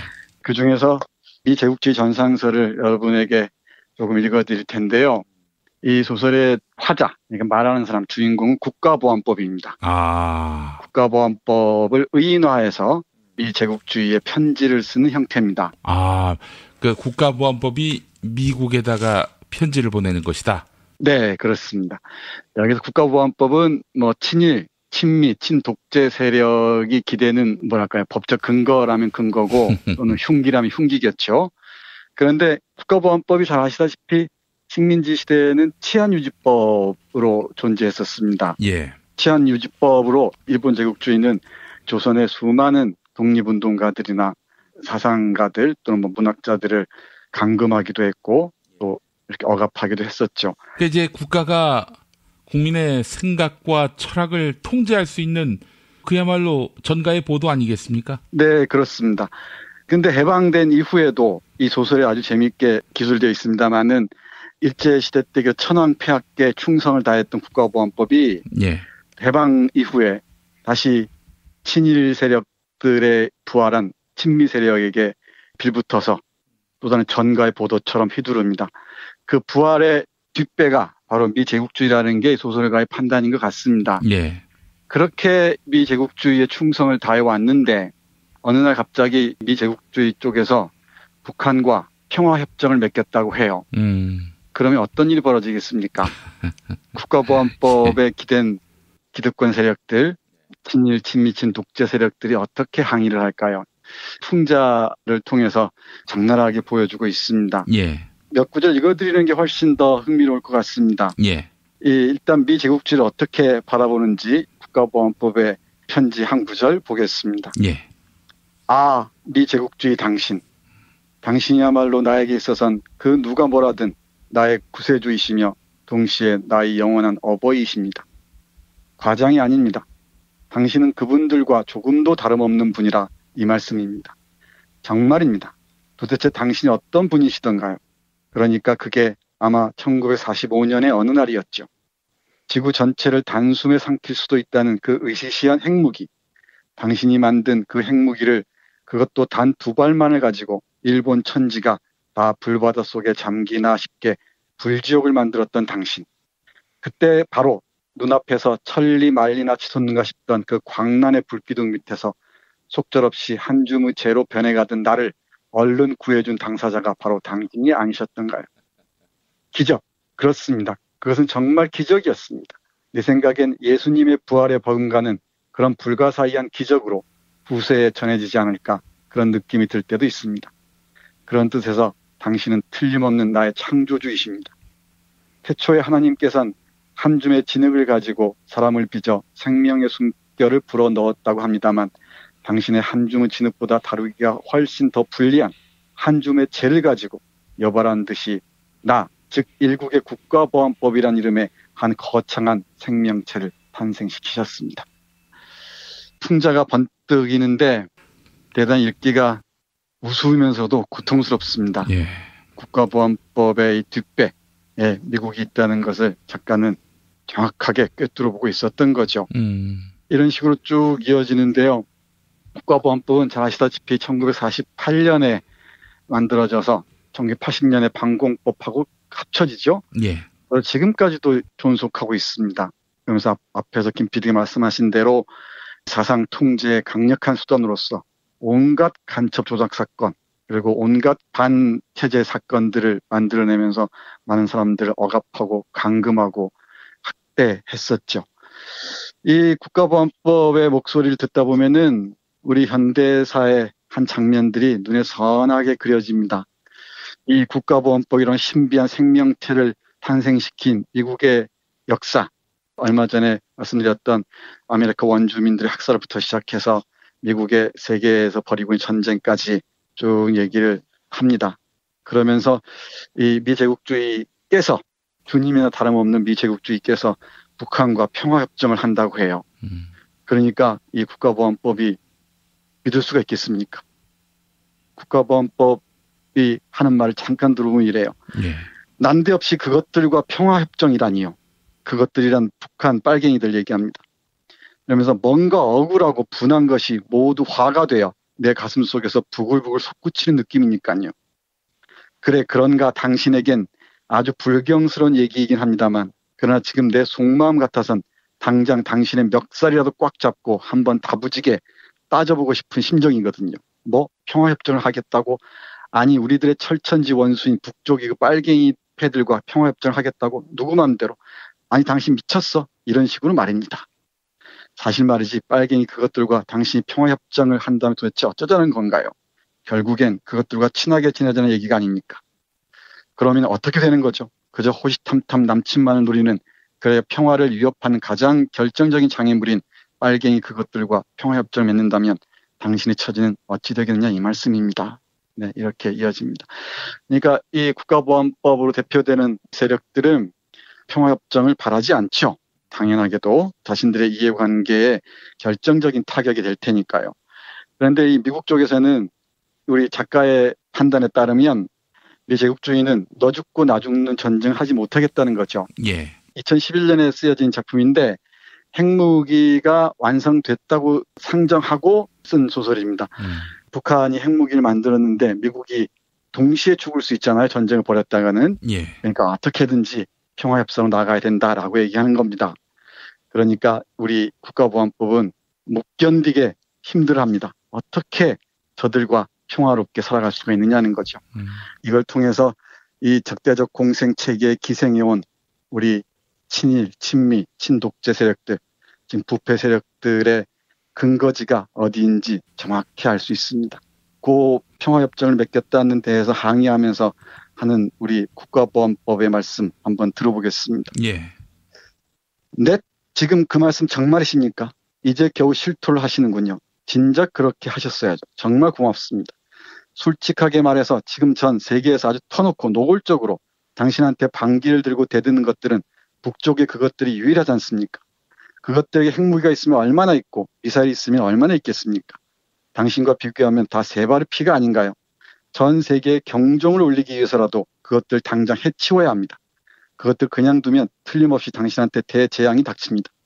아니 이미 닥치고 있습니다. 평화협정이니 뭐니 하는 것이 바로 그 대재앙의 시작이 아닌가요? 어서 그 당신의 대결단을 실천에 옮기십시오. 급합니다. 이렇게 우리 국가보안법이 애원을 합니다. 그러니까 미제국주의, 어버이 미제국주의라고 얘기하는데요. 내가 전쟁을 하려는 것은 나 살고 너 죽이는 전쟁이지 너 죽고 나 죽는 전쟁 하지 못한다 하면서 미제국주의의 말을 들어보면 이래요. 내 참이 아니라 너 이놈 내가 누구냐. 너는 물론 누구나가 다 인정하는 세계 제일 강자가 아니냐. 그러한 내가 말이다. 그것들을 반세기 이상을 꽁꽁 묶어놓고 이때 그것들은 북한을 얘기합니다. 숨통을 조이고 또 조이고 했는데도 그것들이 죽기는 고사하고 아직까지 팔팔한 모습으로 평화냐 전쟁이냐 하면서 나에게 주먹을 흔든다면 그게 어디 보통 그냥 생명체냐. 괴물이 아니면 슈퍼맨이지. 네, 이렇게 얘기를 합니다. 그러니까 미국의 지금 고민을 정말 그대로 드러내는 것 같아요. 우리 김 PD 생각 어떤지 모르겠지만은 트럼프 정부하에서 미국이 어떤 선택을 할 것인지 갑론을박이 있잖아요. 예. 선제 타격을 하니 참수작전을 벌이니 어쩌니 하지만 우리 남정현 선생의 소설에 따르면 아마 평화협정으로 나갈 것이라고 하네요. 그러면서 이제 여기에 반대하는 국가보안법 세력들을 어떻게 이제 처치할 것인지가 그들과 어떻게 대결할 것인가가 문제라고 얘기하는 것 같습니다. 예. 더 많이 읽어드리면은 정말 스포일러가 많을 것 같아서 한 구절만 더 읽어드리겠습니다. 아마 다 읽으실 것 같아요. 조금 전에 말씀드렸던 부분 읽어드리겠습니다. 예. 미친놈, 너 죽고 나 죽을 전쟁을 내가 왜 한단 말이냐. 내 평생에 그런 전쟁이 없었다. 이놈아. 항신 너 죽고 나 살자였다. 알았니? 너 죽고 나 살자였단 말이야. 이놈아. 그런데 적대관계 사이에서 너 죽고 나 살자식의 전쟁이 영 어렵게 되었다면 넌 어떻게 하겠니? 그렇다고 너 살고 나 죽자식의 전쟁을 절대 선택할 수 없을 거고 그렇다면 내가 가야 할 길은 뻔하지 않느냐 이 말이다. 이 뻔한 길이라는 게 평화협정이라는 겁니다. 근데 이것도 쉬운 길은 아니겠죠. 여기 미제국주의께서는 아주 골머리를 앓고 있다고 얘기를 합니다. 한 60페이지가 좀 넘는 소설인데요. 우리가 지금 처해 있는 남북한의 긴장 상태 그리고 미국과 한반도와의 관계를 소설적 통찰력으로 적확하게 보여주고 있는 게 아닌가 싶습니다. 예. 어쩔 수 없이 우리는 미국이란 존재의 의미가 무엇인지를 묻지 않을 수가 없잖아요. 그리고 또 언제까지 이렇게 불안과 공포 속에서 살아갈 것인가를 묻는다면은 그 이면에 있는 미국과 강대국의 역할, 그들의 국제적 역학관계 등등까지 헤아릴 수 있어야 할 것 같습니다. 예. 그 헤아리는 과정에 남정현 선생의 이 소설이 하나의 그 안내판 또는 이정표가 되지 않을까 그런 생각을 합니다. 예. 아이고, 평화협정으로 나간다. 이 말씀이 상당히 안도감을 주네요. 온갖 위기설이 난무하는 때인데, 결국에는 이제 사실 미국도, 여기서 전쟁을 더 크게 벌여서 예측할 수 없는 그런 수렁으로 빠질 것을 염려하느니 적당히 긴장했다가 어느 순간에 가서는 평화협정 카드를 택하지 않겠는가 하는 그런 생각을 하긴 합니다. 왜냐하면 베트남 전쟁 때 아주 개고생을 했기 때문에 동양에 대한 일종의 트라우마가 있지 않겠는가 하는 그런 생각도 들어요. 네. 혹자는 너무 안이한 현실인식 아니냐 이렇게 말씀하실 수도 있을 것 같은데 제가 몇몇 분들 얘기 들어보거나 제가 참조하고 있는 알량한 정보에 따르면 극한적인 대립 상황 또는 전쟁 상황으로까지 이르지는 않을 것 같습니다. 다 아시다시피 이 핵 확산이 걷잡을 수 없을 거고요. 그런 과정에서 미국의 역할이라는 게 대단히 제한적인데 중국이나 러시아를 염두에 두면은 이런 모험을 무릅쓸 리가 없겠죠. 제가 보기에는 이 트럼프가 그야말로 미치광이 전략을 통해서 자신의 주가를 잔뜩 올려놓고 그 위기를 해결했다고 짠 하고 카드를 꺼내지 않을까 싶은데 예. 그 과정에서 이 소설에 얘기하는 국가보안법 세력들의 행태를 주시할 필요가 있죠. 예. 그러니까 전술핵을 구걸하러 가는 자들이 어떻게 마지막 몸부림을 칠지 우리는 주시해야 될 줄로 압니다. 예, 알겠습니다. 교수님. 오늘 말씀 잘 들었습니다. 네, 고맙습니다. 탄핵 때문에 뭐 이야기를 전달을 하려고 해도 길을 막고 듣질 않아요. 해족 수준으로 쪼그라든 한국 보수. 회생의 길은 과연 있을까? 변화된 정치 환경, 갈 길 잃은 보수에게 새로운 희망을 제시한다.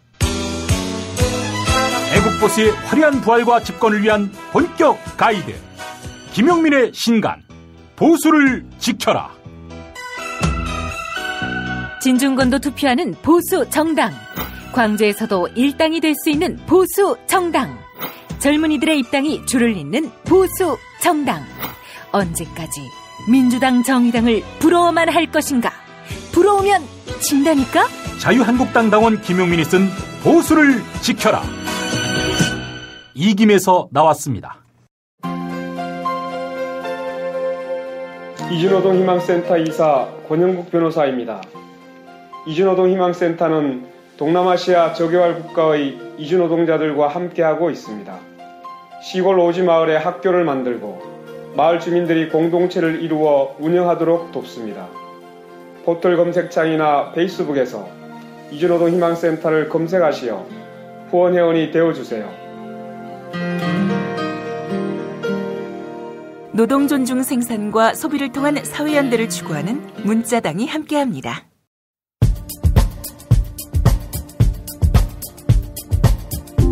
북쪽 사람들을 접촉해본 이 중국 분들 얘기를 들어보면 뭐 사드 문제나 이런 것 때문에 미국, 중국, 한국 관계 이렇게 안 좋아진 그런 부분을 얘기하면서 그 사람들이 아주 쾌재를 부르고 있다고 합니다. 자기네들 원하는 방향으로 이렇게 돼버린 거니까요. 그러니까 우리는 북한 공격을 막겠다고 사드를 갖다 놨는데 북한은 오히려 즐거워하고 있다는 거죠. 그것 때문에 한중 관계, 미중 관계 더 나빠졌기 때문에 자기들이 원하는 게 된 거니까요.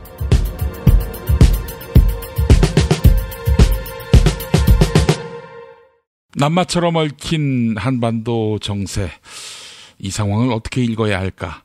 이때마다 항상 전화를 드리는 분입니다. 김홍걸 더불어민주당 국민통합위원장 나와 계십니다. 김홍걸 위원장님. 예, 안녕하세요. 김홍걸입니다. 예. 아유, 고생 많으십니다, 위원장님. 최근에 또 14 공동선언 10주년 행사 때도 모습을 드러내셨는데 또 얼마 전엔 또 정세현 전 통일부 장관 초청 행사. 그 방송을 저희가 이제 김용민 브리핑 팟캐스트로 냈는데 많은 분들이 상당히 큰 안목을 갖게 됐다라는 글을 올려주셨습니다. 위원장님, 가장 궁금해할 사안인데 한반도 위기론 걱정할 만큼 상황이 엄중합니까? 글쎄요, 당장 전쟁이 난다 이렇게 말할 수는 없겠죠. 하지만 지금 그 트럼프와 예. 북한 측이 서로 험한 말을 계속 주고받지 않습니까? 예. 근데 이제 자꾸 그러다 보면 상대의 의도를 잘못 해석해가지고 상대가 먼저 공격하려는 것으로 오해해서 전쟁이 날 수도 있는 것이고 우발적인 작은 충돌 때문에 또 전쟁이 날 수도 있는 것이기 때문에 양쪽 다 좀 자제하고 대화 협상으로 나가는 것이 일단 최소한 냉각기는 빨리 가지는 것이 좋겠다 하는 생각입니다. 제가 봤을 때 북미 두 지도자는 으르렁대지만 이 상황을 즐기고 있다라는 느낌마저 받아요. 어떻습니까? 어떻게 보면 아베 총리까지 포함해서 아베 총리까지 세 분이 아주 적대적 공생관계 그렇게 부를 수도 있겠죠. 그래서 이게 참 새우등 터진다는 그런 이야기하는 분도 있는데 지난 주말에 B1B 두 대가 출격한 사건 그 당시 상황은 매우 위태로웠다 이렇게 봐도 되는 겁니까? 그렇죠. 근데 여러 가지 설이 있지 않습니까? 예. 북측에서 뭐 레이더로는 추적을 했었다는 얘기도 있고 또 전혀 감을 잡지 못했다는 얘기도 있는데 예.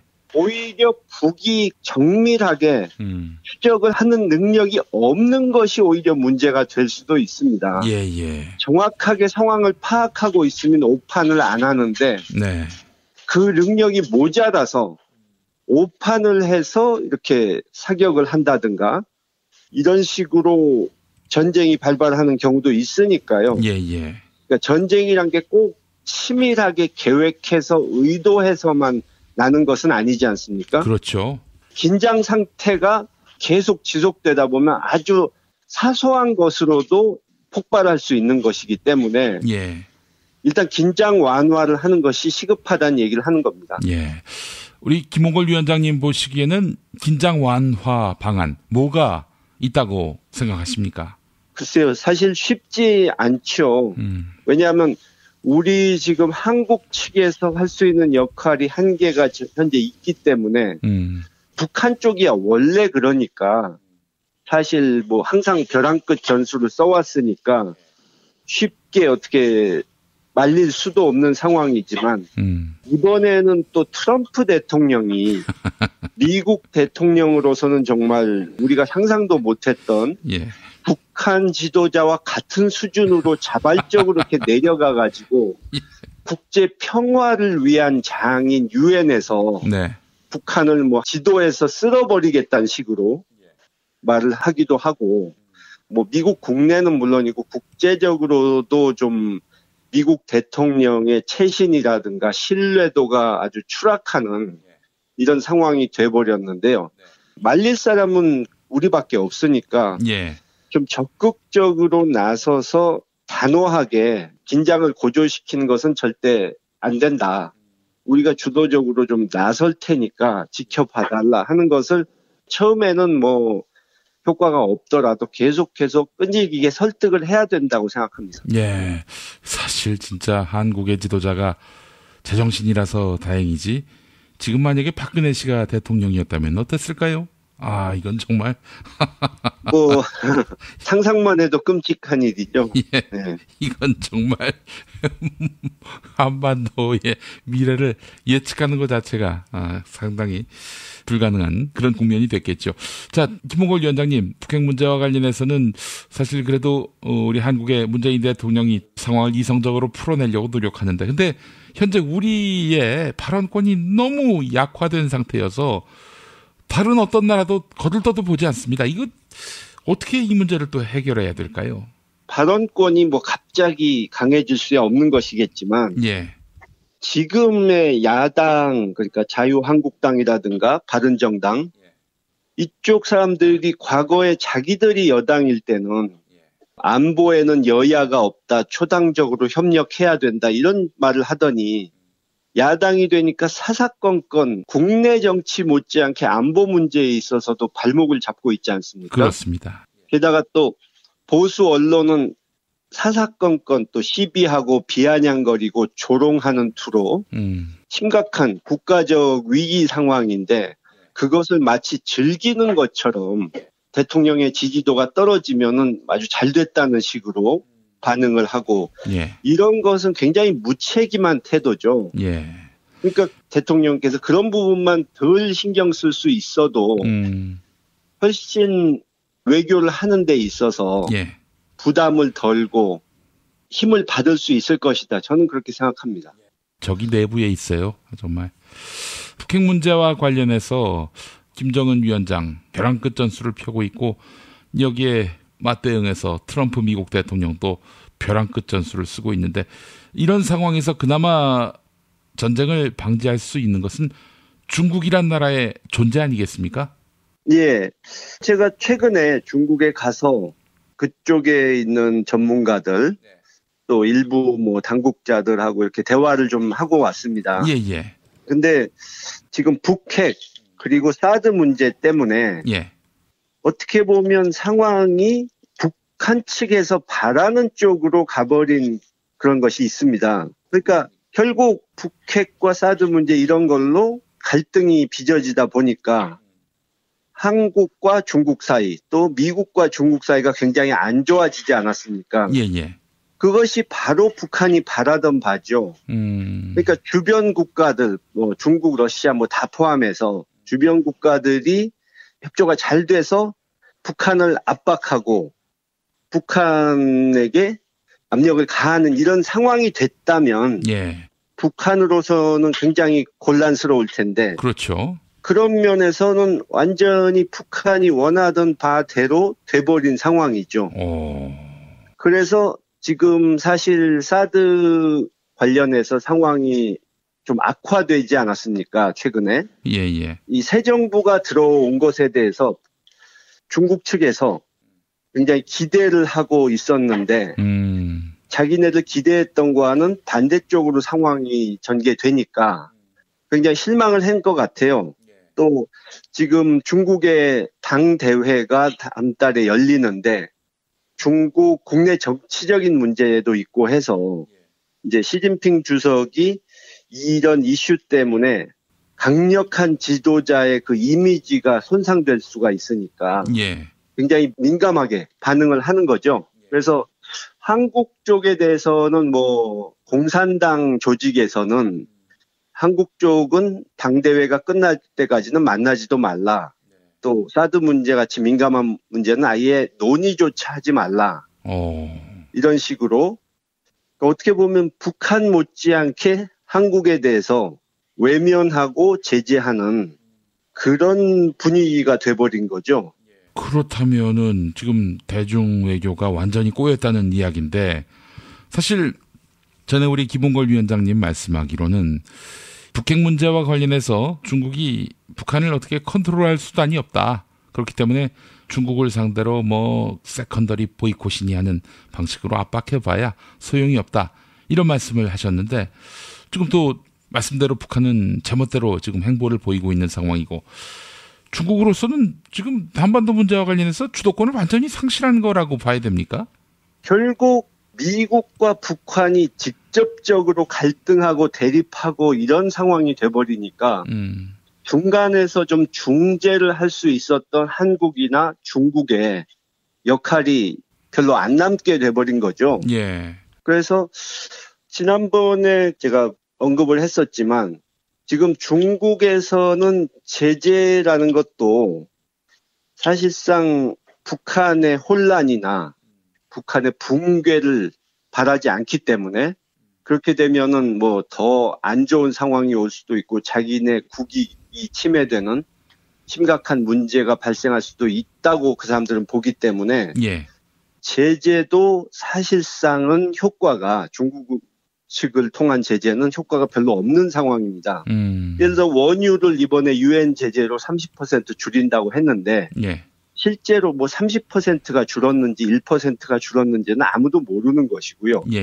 파이프라인 속에 지나가는 원유를 들여다볼 수가 없지 않습니까? 그렇죠. 뭐가 돌아가는지 들어가는지 안 들어가는지도. 뭐 심지어 교역량이 작년보다 늘었다는 얘기도 있고 또 공공연하게 관에서 봐주는 묵인해주는 밀수가 있을 수 있고 또 우리 TV에서는 사실 그 북중 관계에 대해서도 오보가 상당히 많은데 그렇죠. 뭐 신의주 단동 사이에 그 다리 거기에 지나가는 차량들만 찍은 다음에 교역이 줄었다 뭐 이러는데 실제로는 다른 지역에서 교역이 늘기도 하고 이런 경우가 많기 때문에 중국을 통해서 북한의 숨통을 조인다. 이것은 불가능한 얘기입니다. 이런 상황을 이제 뭐 우리 위원장님이 파악하실 정도고 그렇다면은 미국도 이런 맥락을 알고 있겠군요.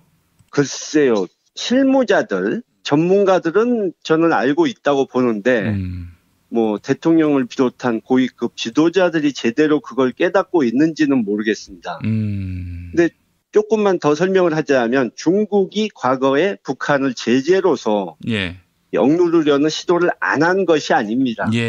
90년대 중반에 고난의 행군 때도 거의 2년 동안 북한의 숨통을 조인 적이 있고 또 2000년대 초반에도 그런 적이 있는데 북한에서 전혀 굴복을 하지 않고 강력하게 반발을 하고 자력갱생하겠다는 식으로 정말 말 그대로 풀을 뜯어먹는 극한 상황에서도 버티니까 중국이 완전히 포기를 했던 것이죠, 그 당시에.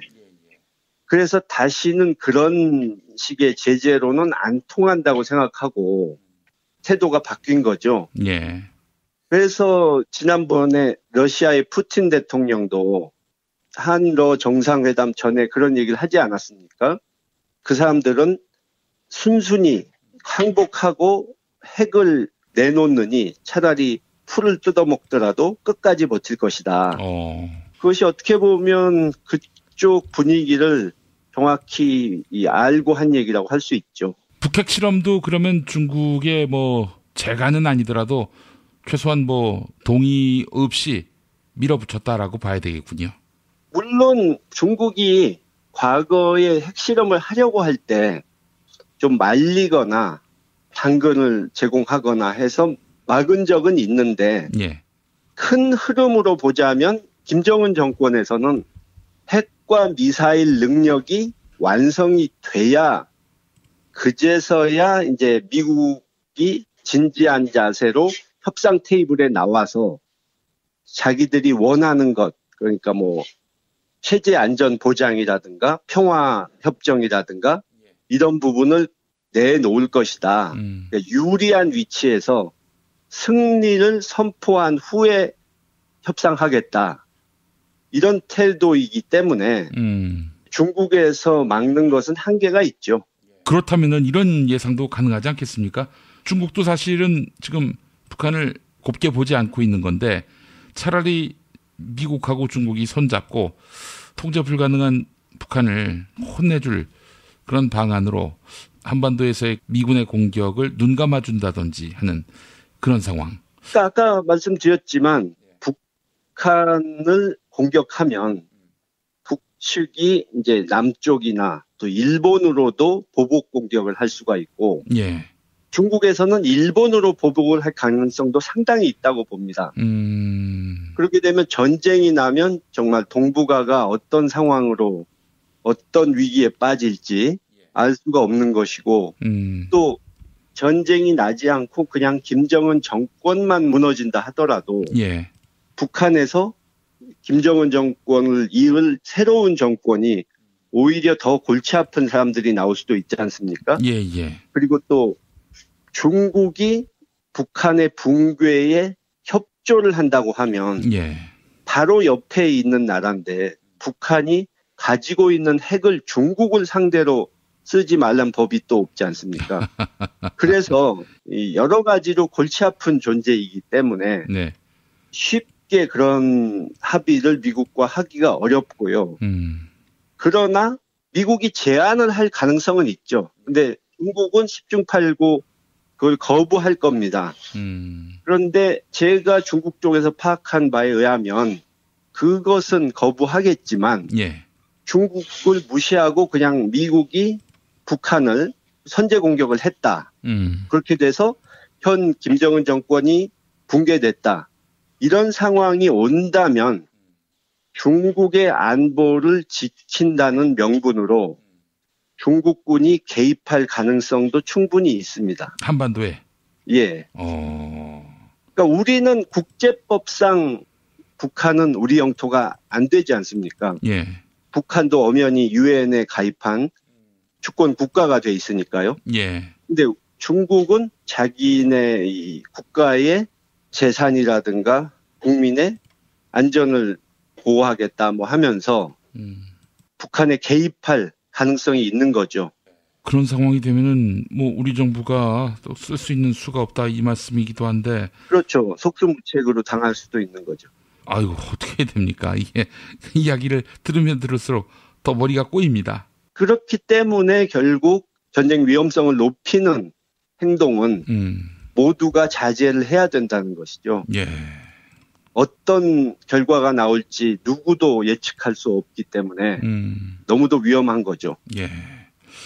알겠습니다. 그러면 중국 관계자들의 말씀을 다시 한번 요약해 보면은 이제 중국은 더 이상 북한에 대해서 어떻게 컨트롤할 수 없는 상황이고 결국 지금 한반도 정세, 동북아 정세는 김정은이 하고 싶은 대로 하고 있는 형국이다. 이런 말씀이잖아요. 중국이 포기를 했다는 소리는 아니지만 북한의 지도부가 쉽게 중국의 말을 들어주지 않는다. 또 중국이 어떻게 그쪽을 움직일 수 있는 수단이 별로 없다. 현재로서는. 그런 얘기죠. 그러니까는 지금 사실 북쪽 사람들을 접촉해본 중국 분들 얘기를 들어보면 아까 뭐 사드 문제나 이런 것 때문에 미국, 중국, 한국 관계 이렇게 안 좋아진 그런 부분을 얘기하면서 그 사람들이 아주 쾌재를 부르고 있다고 합니다. 아, 그래요? 자기네들 원하는 방향으로 이렇게 돼버린 거니까요. 그러니까 우리는 북한 공격을 막겠다고 사드를 갖다 놨는데 북한은 오히려 즐거워하고 있다는 거죠.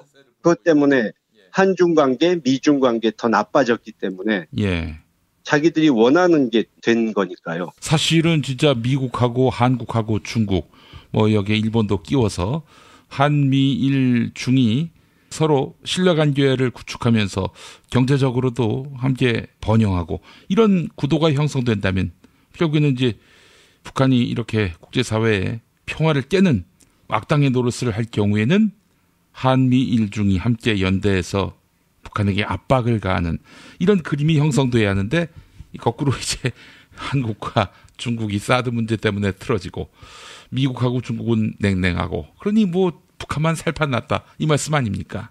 예, 원하지 않았지만 그런 꼴이 돼버린 거죠. 그렇기 때문에 과거에 우리가 햇볕 정책으로 6.15 정상회담을 만들어내고 또 미국이 북한과의 평화협정이라든가 수교 직전까지 갔다가 부시 정권이 나타나는 바람에 뭐 실패하긴 했지만 미북 관계까지도 개선시키지 않았습니까? 그러니까 그때 그런 것이 가능했던 것은 우리 한국이 중국, 일본, 미국, 러시아 어느 나라와도 갈등이 없었고 아주 협조를 잘 얻어내는 상황이었기 때문에 그것이 가능했던 것이고 적극적으로 외교를 했기 때문에 그런 결과가 온 것인데 지금은 이제 박근혜 정권에서 워낙 이 외교 안보를 파탄내고 나가버렸기 때문에 그 폐허에서 다시 수습을 해가면서 하려니까 또 미국이 전혀 예측할 수 없는 트럼프 정권이 들어서 버렸고 이러니까 굉장히 어려운 상황이 된 거죠. 위원장님, 요약하자면은 지금이라도 사드 문제를 전향적으로 풀어야 한다 이 말씀이죠? 뭐 어떤 방법이 있을지는 사실 쉽게 얘기할 수가 없는데요. 왜냐하면 이제 중국 측이 어떻게 나올지 모르기 때문에.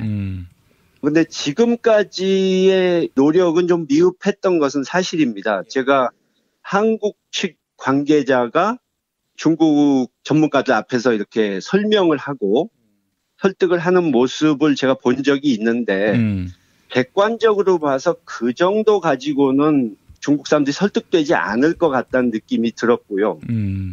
결국 우리 무기를 우리 군 기지에 쓰는 게 아니고 미국이 전부 키를 쥐고 있기 때문에 우리가 단순히 중국을 설득해서 될 일은 아니고 중국 쪽에서 믿어주질 않죠.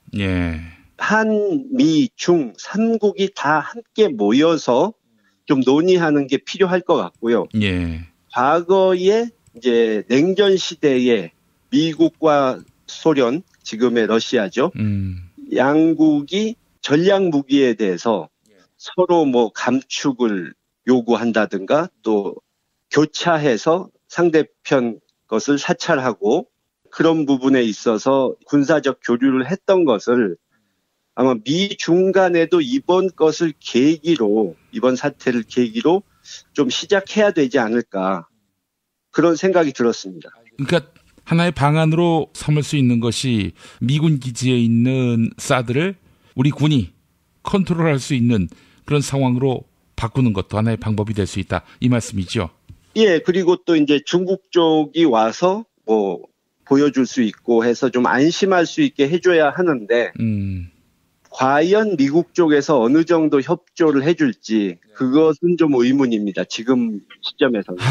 참 사드 문제 이게 완전히 짐을 하나 더 얹은 꼴이 됐는데 이게 북한을 긴장하게 하는 것이 아니라 북한으로 하여금 쾌재를 부르게 만들었다. 이 이야기를 들으니까 참 아이고. 그래서 저는 정말 박근혜 정권에서 최순실 비리 여러 가지 뭐 어이없는 것들이 많이 터져 나왔는데 예. 그들이 저지른 가장 큰 죄악은 외교 안보상의 이런 문제들을 정말 엉망으로 만들어 놓고 가버렸다는 그 점이 가장 큰 죄라고 생각합니다. 국내적인 문제는 우리가 새 정부가 들어와서 바로 잡을 수가 있지만 예. 외교 안보상의 문제는 한번 저질러 버리면 이게 해결하기가 쉽지 않거든요. 예. 우리 국익에 엄청난 손해를 끼치는 것이고. 조선일보인가요? 동아일보인가요? 제가 둘이 비슷해가지고 혼동이 되는데 이렇게 사드 문제로 인해서 한중 관계를 어렵게 만드는 것은 결국 중국에게 도움이 안 된다라고 중국도 인식하고 있다. 이런 식으로 이제 기사를 썼어요. 우리 김홍걸 위원장님 보시기에 사드 문제와 관련해서 중국이 목리를 부리는 거, 이거는 뭐 한시적인 일이다. 곧 이제 뭐 자기들도 이런 식으로 완강하게 나오는 태도 접을 것이다라고 보는 시각, 어떻게 뭐 타당하다고 보십니까? 절대 쉽게는 해결 안 될 거라고 생각합니다. 문제는 국가적인 자존심의 문제가 돼버려가지고 예. 이 부분은 사실 중국 정부에서도 좀 잘못한 점인데요. 예. 이것을 조용히 소위 얘기하는 조용한 외교로 물밑에서 이 부분을 풀었어야 하는데 예. 언론에 막 떠들고 미국과 한국이 중국의 전략적 이익을 침해한다는 부분을 너무 언론에서 선정적으로 떠들게 방치하는 바람에 중국의 국민 감정이 많이 악화됐거든요. 예. 그런 상황에서 시진핑 주석의 체면을 세워주는 어떤 조치가 없이 그냥 중국 측이 물러선다면 그것은 정치적으로 굉장히 타격을 입을 수가 있기 때문에 쉽게 이것을 풀지 못할 겁니다. 그러니까 한마디로 이제는 중국의 지도부도 마음대로 어떻게 못할 상황이 돼버렸다는 거죠. 예. 알겠습니다. 위원장님 중요한 힌트를 주셨는데요. 이 말씀 잘 새겨듣고 우리가 또 좋은 해답이 될 수 있는 길은 없는지 함께 고민해 보도록 하겠습니다. 14 공동선언 10주년 기념행사 참석하셨는데 어떠셨어요? 6.15 공동선언에 사실상 이제 아들이나 다름없는 그런 14 공동선언인데요. 14 선언이 정말 내용이 좋은 것이 많았는데 그것이 불과 몇 달 후에 이명박 정권 들어서자마자 전부 무효가 되는 바람에 북측에서는 남측이 약속한 거를 믿지 못하겠다, 이렇게 신뢰의 문제가 생겨버렸고 여러 가지로 안타까운 점이 많죠. 또 그 당시에만 해도 노무현 대통령님이나 저희 아버지께서는 이명박 씨가 그래도 장사꾼 출신이기 때문에 이념보다는 실용적으로 판단을 할 것이다. 이런 생각을 하셨는데 그것은 완전히 오판이었죠. 그래서 사실 그때 그 14로 돌아가서 14선언에서 합의한 것이 48개 조항인데 그중에 28개 조항은 지금도 유엔 제재와 상관없이 실행할 수가 있습니다. 또 북한 측도 14선언, 6.15 선언 이런 것들은 고 김정일 위원장의 유업이기 때문에 그것에 대해서는 무효가 됐다 이런 식으로 거부하지 못합니다. 물론 시대가 바뀌었으니까 방법론에선 좀 달라질 수 있겠지만 6.15와 14 정신을 내세우면서 우리가 북을 상대해야 그래도 좀 풀어갈 실마리가 보이지 않을까 그렇게 생각합니다. 예, 알겠습니다. 자, 위원장님, 우리가 이제 정리하면서 무엇을 꼭 기억해야 하는지 짚어주시겠습니까? 요즘 코리아 패싱이란 얘기가 적극적으로 북한과 대화 협상을 하자는 쪽에서도 그런 우려가 나오고 있고 또 한미 동맹만 굳건히 하면 된다. 북한과 대화할 필요 없다. 이런 사람들한테서도 그런 말이 나오는데 이제 서로 다른 각도에서 봐서 염려를 해서 하는 말이겠죠. 근데 코리아 패싱이란 것이 이제 제가 보기에는 그러니까 그런 문제가 생길 수 있는 것은 우리가 이제 물론 미국과 갈등을 일부러 빚을 필요는 없겠지만 지금 트럼프 정권은 사실 믿고 모든 것을 맡기기가 안심이 안 되는 상대 아닙니까? 근데 우리가 적극적으로 나서서 역할을 하고 우리의 목소리를 높이지 않으면은 상황이 뭐 둘 중에 하나 아닙니까? 군사적 충돌 아니면 평화적 해결. 근데 저는 뭐 평화적 해결 가능성이 훨씬 더 높다고 보기는 하지만 평화적 해결이 되더라도 우리는 받아들이기 힘든 그런 합의가 나올 수가 있거든요. 우리가 역할을 못하면 북미가 우리를 제껴놓고 알아서 자기들끼리 협상을 해가지고 미국은 받아들일 수 있지만 우리로서는 받아들일 수 없는 이런 것들도 나올 수 있고 과거 제네바 핵 합의 때처럼 미국은 돈 한 푼 안 내고 의장국 자리를 가져가면서 우리한테 70% 내라고 청구서를 던져주는 이런 상황이 올 수도 있고요. 그러니까 우리의 국익을 지키기 위해서 더 적극적으로 나서야 한다 하는 점을 강조하고 싶습니다. 예, 알겠습니다. 김홍걸 위원장님 오늘 말씀 잘 들었습니다. 예, 수고하셨습니다. 감사합니다.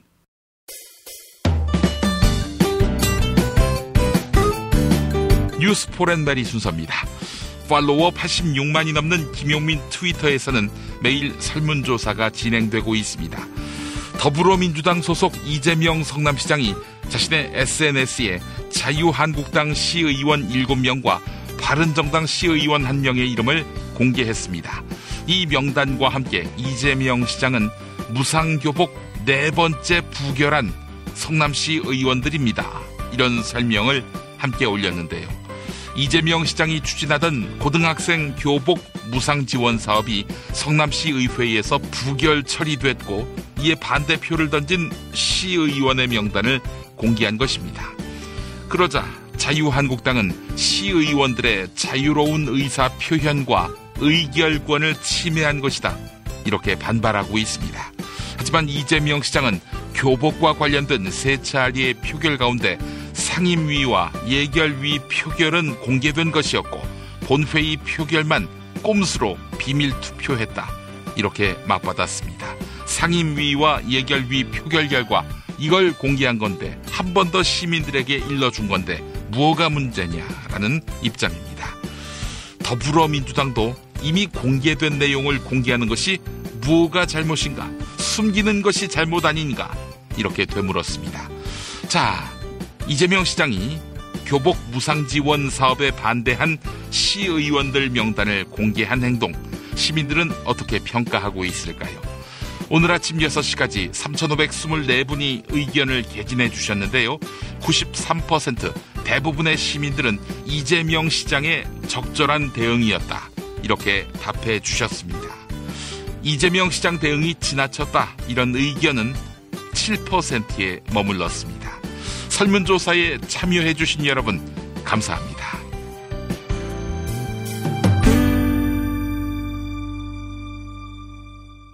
팟캐스트 포털 팟빵에 김용민 브리핑 게시판에 올라온 사연 소개하겠습니다. 닭망쥐한님, 이제서야 입금했네요. 울산과학대 청소노동자 여러분 힘내세요. 적은 돈이지만 노동연대의 작은 씨앗이 되길 바랍니다. 라고 해주셨고요. 친일파 이승만 박정희님, 박근혜 구속을 연장하라. 이명박을 구속하라. 이렇게 말씀하셨고, 노만 리더스님, 가수 고 김광석 씨의 딸 서현 씨의 죽음에 대해 철저한 수사가 이루어져야 합니다. 폐렴은 최소한 2주 정도는 입원 치료를 해야 낫는 병입니다. 입원 치료를 안 했다면 방치했다고 생각됩니다. 라고 해주셨습니다. 네, 2017년 9월 28일 목요일 김용민 브리핑 모두 마치겠습니다. 애청해주신 여러분 감사합니다.